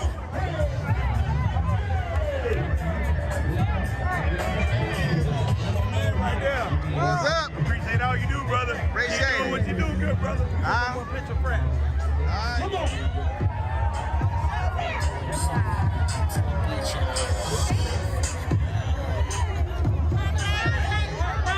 Huh?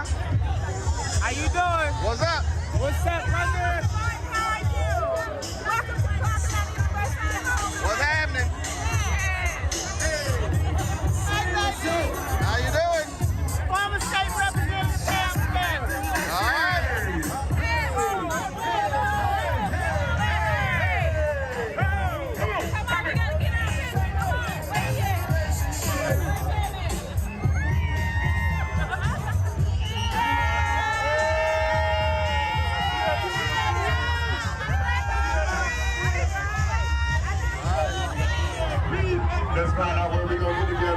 Hey, what's up? What's up? So What's up? And it's going to What's go up? in. I need a picture of you. Rolling Martin Live on YouTube, all platforms. Check them out.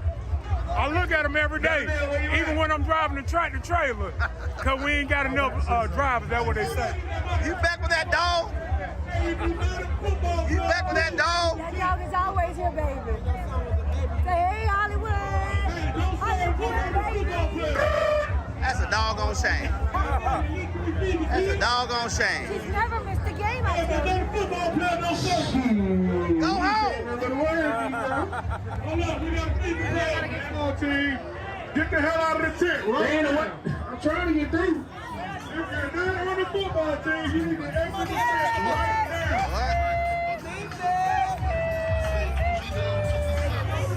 Football flag right now.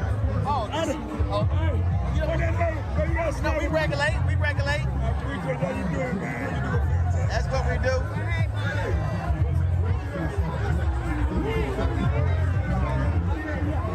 All right, now y'all know when y'all see an alpha, bow down. When y'all see an alpha, bow down. Huh? Huh?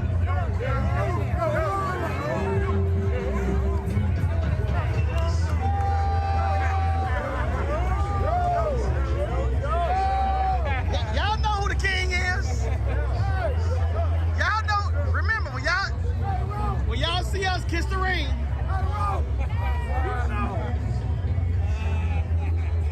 You know Atlanta's an alpha city. That's why it starts with an A.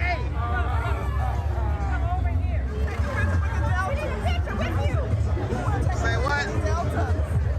Oh Lord, here y'all go. Here y'all go. Oh. Remember, Alpha's your daddy. Alpha's your daddy.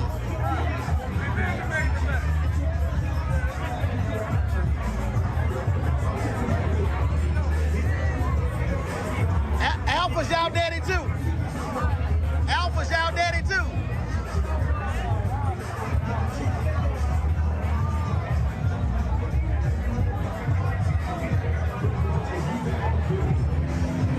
Hey,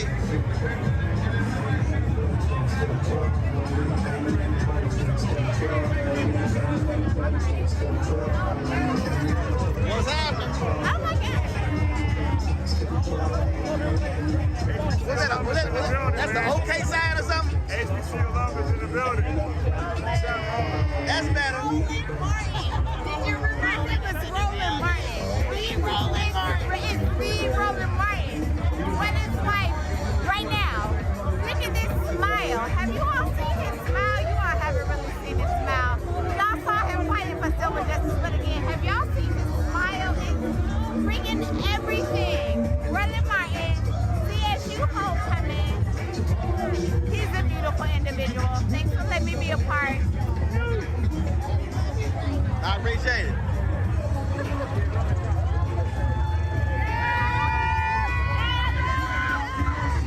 That's the name of the game. Happy homecoming.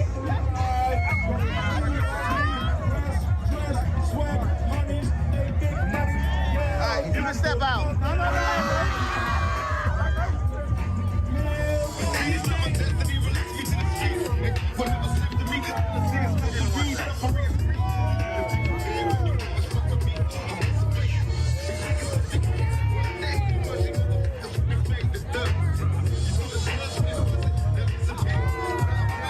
Oh, yep, that's his way. One.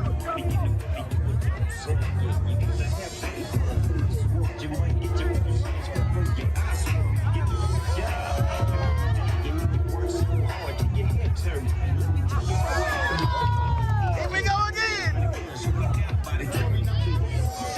That's going on TV. I love it. That's.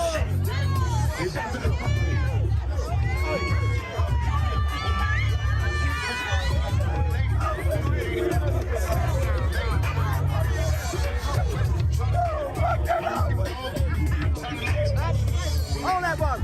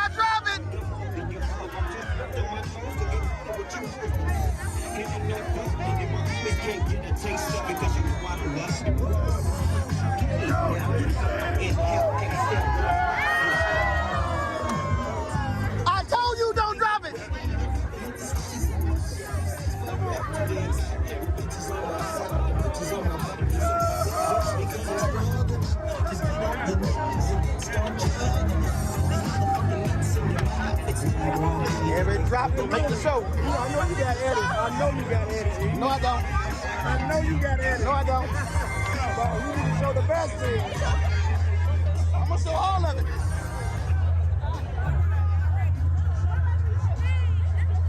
Hey, what's happening?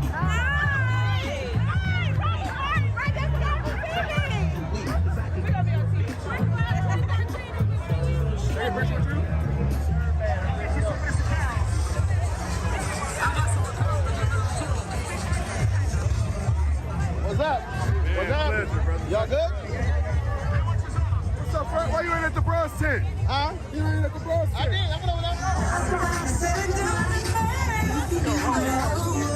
What up? What up, bro? What up? All right. What you want to do?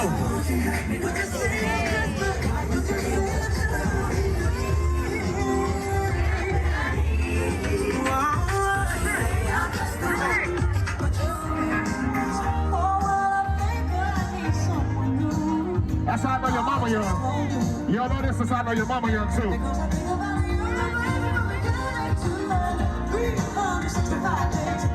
I see you. Sing it.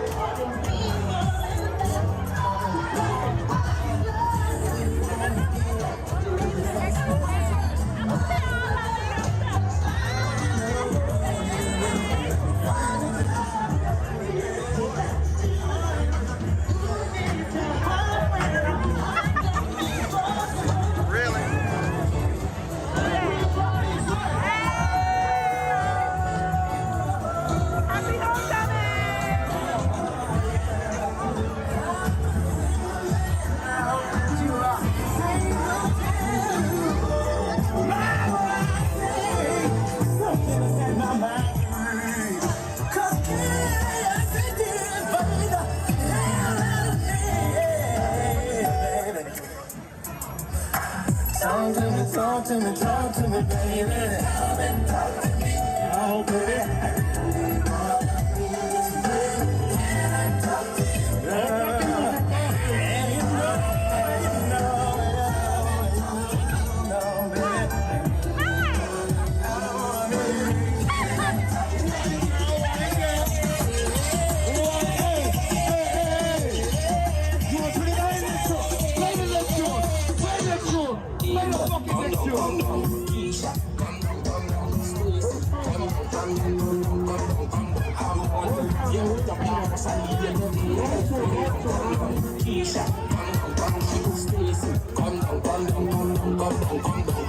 believe you out of the house and leave you nothing. Don't wait for me now, she only claiming she rocking with boss, but only to take back the house, bitch, unite. She only pick up with her life. I need you better dance. Oh, I will see you right now. You ain't the one right now. How does it take so?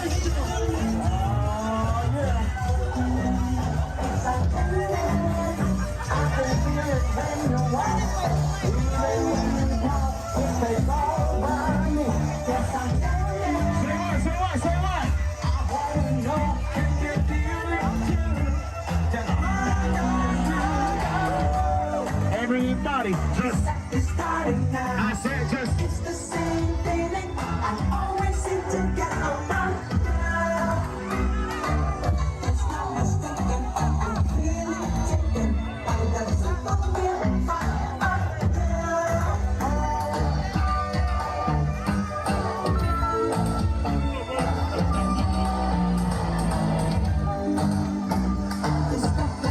It's beautiful. It's beautiful.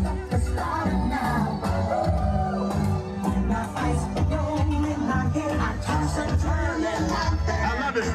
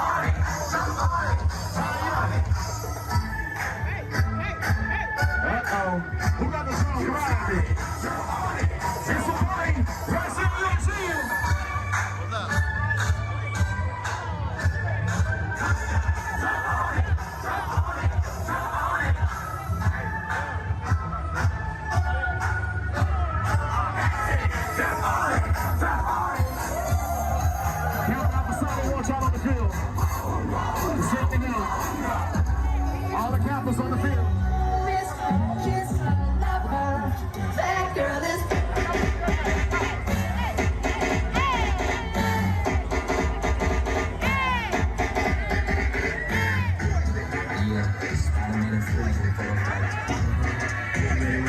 I'm ready, so girl, I must know something strange in my mind. Oh, wait.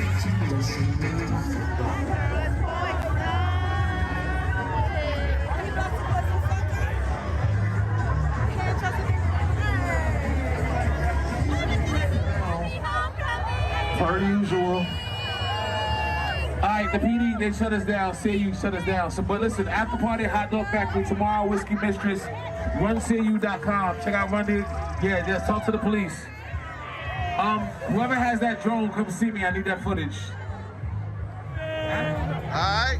Come here, Roland. We gotta get you in. We love you, Roland.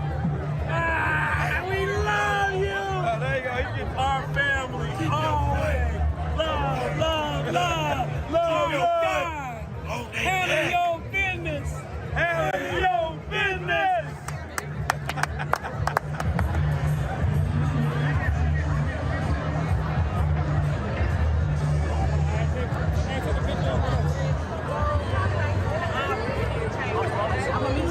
Legend. Hey, what's up? What's up? What's going on, brother? You good? I'm good. Good, we out good. here to see you homecoming. Let's go. Let's go. All right. Roland, you've been doing it for the culture. We appreciate you. What's happening? What's happening? All good? All right. Absolutely. All right. Holla. In the morning, the radio show? Yeah. Bye, baby. Because you ain't around, baby. The whole world's What's up? What's up? Yeah, They was on the promenade earlier. Really? Yeah. Respectfully, so it's homecoming. I'm dead serious. From the Bronx, New York, you heard? Coretta Jade, you heard? Excuse me. Hey, how you doing? What's happening? What's up, what's up? I was driving around like. Excuse me. Hey, what's what's up? going on, Fred? What's up? What's up? What it do, man? What's happening? What's happening? Brother Martin? Yep. I'm a brother. What's happening? I'm good. We started the foundation. Y'all starting the foundation? We did. Oh, started. We were featured in Essence this morning. Huh? We were featured in Essence magazine this morning. First of all, you gotta say your name, baby. My name is Marquita Thompson. I graduated from Parkland University class of 2005. We started a Making a Way Foundation so that we can give money to the university. We need 1,000 subscribers at $25 a month, which is $300 annually. If we get the 1,000 subscribers, that's $300,000 a year that is earmarked specifically to GAP scholarships. You want to tell people where to go? Making a Way Foundation. You have to scan a QR code that's on your button. You know the website? Absolutely, makingawayfoundation.com. Hold up, you gotta say that. Say it again. Makingawayfoundation.com. All right. Thank you. You want to come? I'm good. I'm good. Hey, what's happening? What's going on? Oh, wait. Hey, hey. What's up? Take a picture of the front. Hello, Mr. Martin. How are you doing? What's happening? We're doing well. Good. Enjoying homecoming? Absolutely. Happy homecoming. It's my senior year. Happy homecoming. So y'all just gonna jump in front of them while they talking now. Yes. CAU 21 checking in. CAU 22. Happy homecoming. We love that you're here. Okay. Yeah, shout out Roland Martin. Shout out Roland Martin. Okay. Yes. A person of the people. You don't know who Roland Martin is, girl.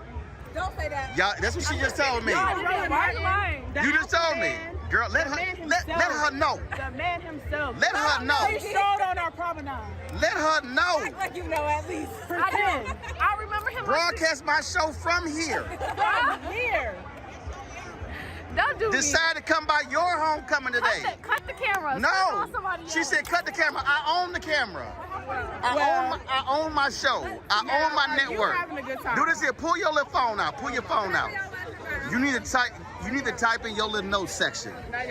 Google Roland Martin. You need to go to my YouTube channel. Are you Roland Martin? An icon. Yes. Shut up. Shut up. How's she gonna say? You didn't hear them talking about? Don't embarrass me. Come on now, pretend like you know at least. I know. This- I know. If I don't know, I know now. And this gonna make the show. She gonna be on the show. She gonna be on the show now. She gonna be on the show now. Oh, she on the show. Now she know. Now she know. And everybody call me this. Everybody call me this. You got that? I got you. Turn around. Turn around. So you know, everybody call me this. Yeah. Yeah. Lord have mercy. I'm sorry. Lord have mercy. I'm sorry. She hilarious. It's no disrespect. No, it's all good. I know who you are It was now. great. Well, you gonna make the show. I heard about you, so I know you have.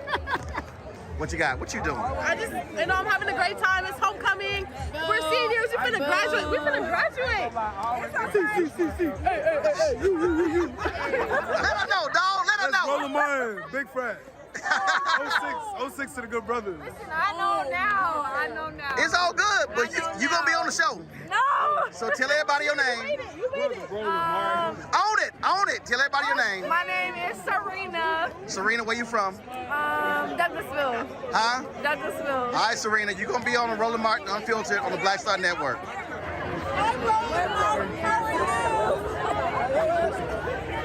What's happening? What's happening? Can I take a picture with you? What's going on? Is it okay if I take a picture? No. Yeah, come on. Happy homecoming. Yes, happy homecoming. C.A. What up? What up? How she being there? Hey. Oh my God. What was that lady? What was her name? What was her name? That lady that worked there? I remember. Yes, welcome to Clark, Atlanta. The illustrious, the all matriculated class of 08. Class of 08, say what's up. We on the morning show. Yes. Class of 08. You know you still on me, and she was like, well, I mean, I'm not involved. I'm a Phillies fan. Take that jersey off. Go Stros! Hey, Mr. Martin, take that off, Go man. Stros! Phillies. I'm sorry. This is the world champion jersey. Go Stros! Y'all beat us. Not the runner-up jersey. I Go know. Stros! H down! Y'all better focus on Arizona. I know. They giving us time. What's happening? How are you? How was homecoming? Homecoming was What is your Renaissance shoes? fabulous. How was it? Fabulous. Hold on, let me get it here. Renaissance Is this a video? How was or- homecoming? Yes, it's a video. Okay, you might want to say something. How was homecoming? I mean, you just walking up. Praise the Lord. How was homecoming? Really? That was how homecoming was? Praise the Lord. Homecoming was Can y'all? Homecoming was beyond. I don't know what to say. Everything in homecoming was She don't know what to say. Okay. homecoming was beyond. I enjoyed myself. Did you enjoy yourself? I didn't go here, but everyone was so warm, and they listened to my lies. Like They when I jamming act like King I George was- over there. You finally had something to say? Because you were like over there just struggling. All right, y'all. So this woman here talking about I need to have her on the show, and she ain't even said nothing. She ain't said why. She ain't gave it no background, no nothing. Since she can't. Now, what were you telling me? What were you? I said that she's a former prosecutor for the biggest. And you notice she didn't even bother to give her name. She just like all she said was I want a photo. Yes. And then she says I need to have me on. Have me on. I'm a lawyer. Ain't said no name or nothing. It's attorney Real Deal Neal. That's my name. Oh, that's your name. It's John Quell. Your mama named you Real Deal. Okay. Huh? Your mama named you Real Deal. What's your name? No, it is. It's John Quell Neal. Okay, gotcha. All right. Okay. Back to what she do? She's a former prosecutor for the Fulton County District Attorney's Office. It's the same office that we've been seeing a lot in the headlines. Yes, about the I'm Trump. aware. Yes. I'm Okay. aware. All right. I know what the Fulton County DA's office is.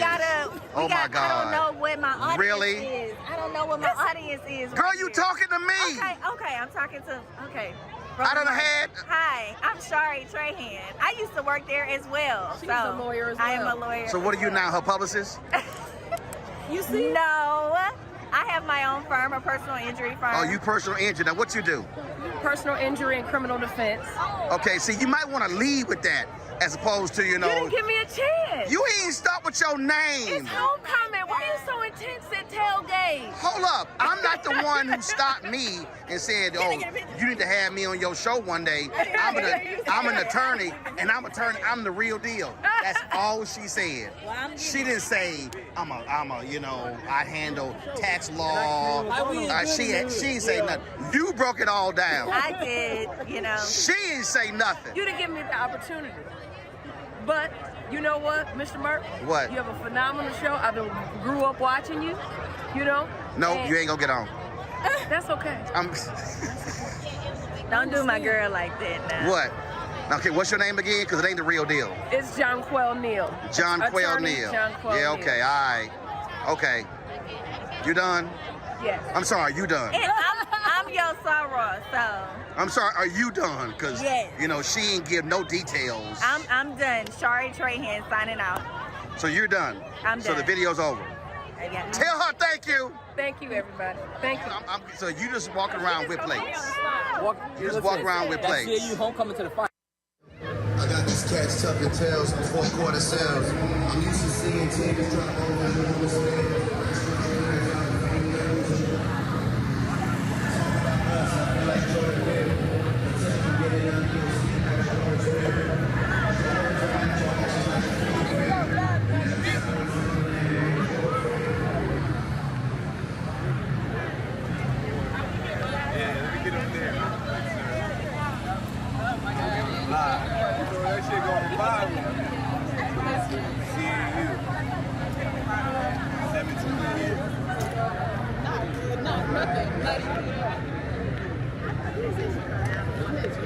Wake up!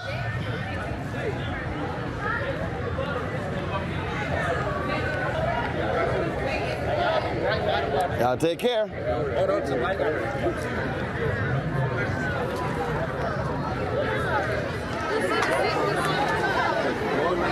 Yeah, what's up, bro? You all good? Huh? I dropped by homecoming.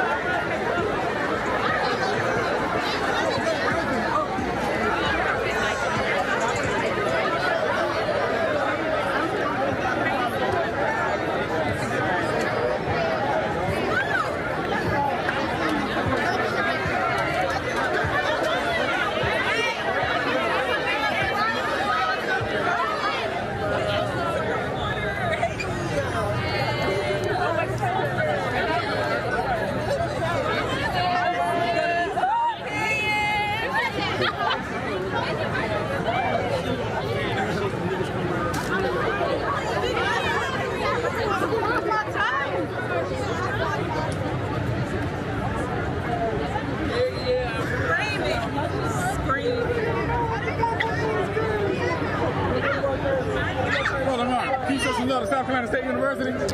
What up, SC State? I did y'all commencement. Yeah, it is. What up? Yeah, baby. Hold up. There we go. All right, tell your president what's up. Yeah, it is.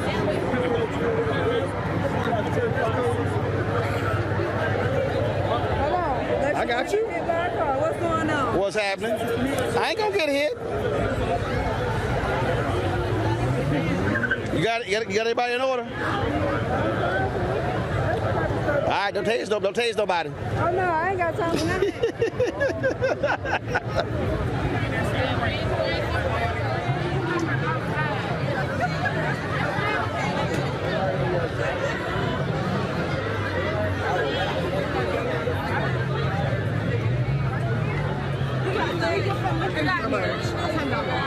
I need that.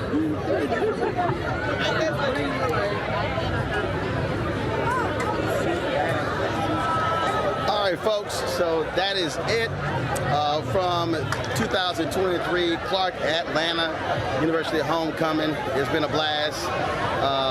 Let me thank the administration. Let me thank Sam for hooking me up. And so glad I was able to make it out. How y'all doing? I love this. The best. The best. I was like, he definitely looks. Y'all would interrupt my video. All right, y'all. So she interrupted my video. So I was glad to be here at homecoming. And so you never know what university I'm just going to drive by when I feel like it. All right, y'all. Holla. Black Star Network is here. Oh, no punch! I'm real revolutionary right now. Thank you for being the voice of Black America. All momentum we have now, we have to keep this going. The video looks phenomenal. See, this difference between Black Star Network and black-owned media and something like CNN. You can't be black-owned media and be scared. It's time to be smart. Bring your eyeballs home. You dig?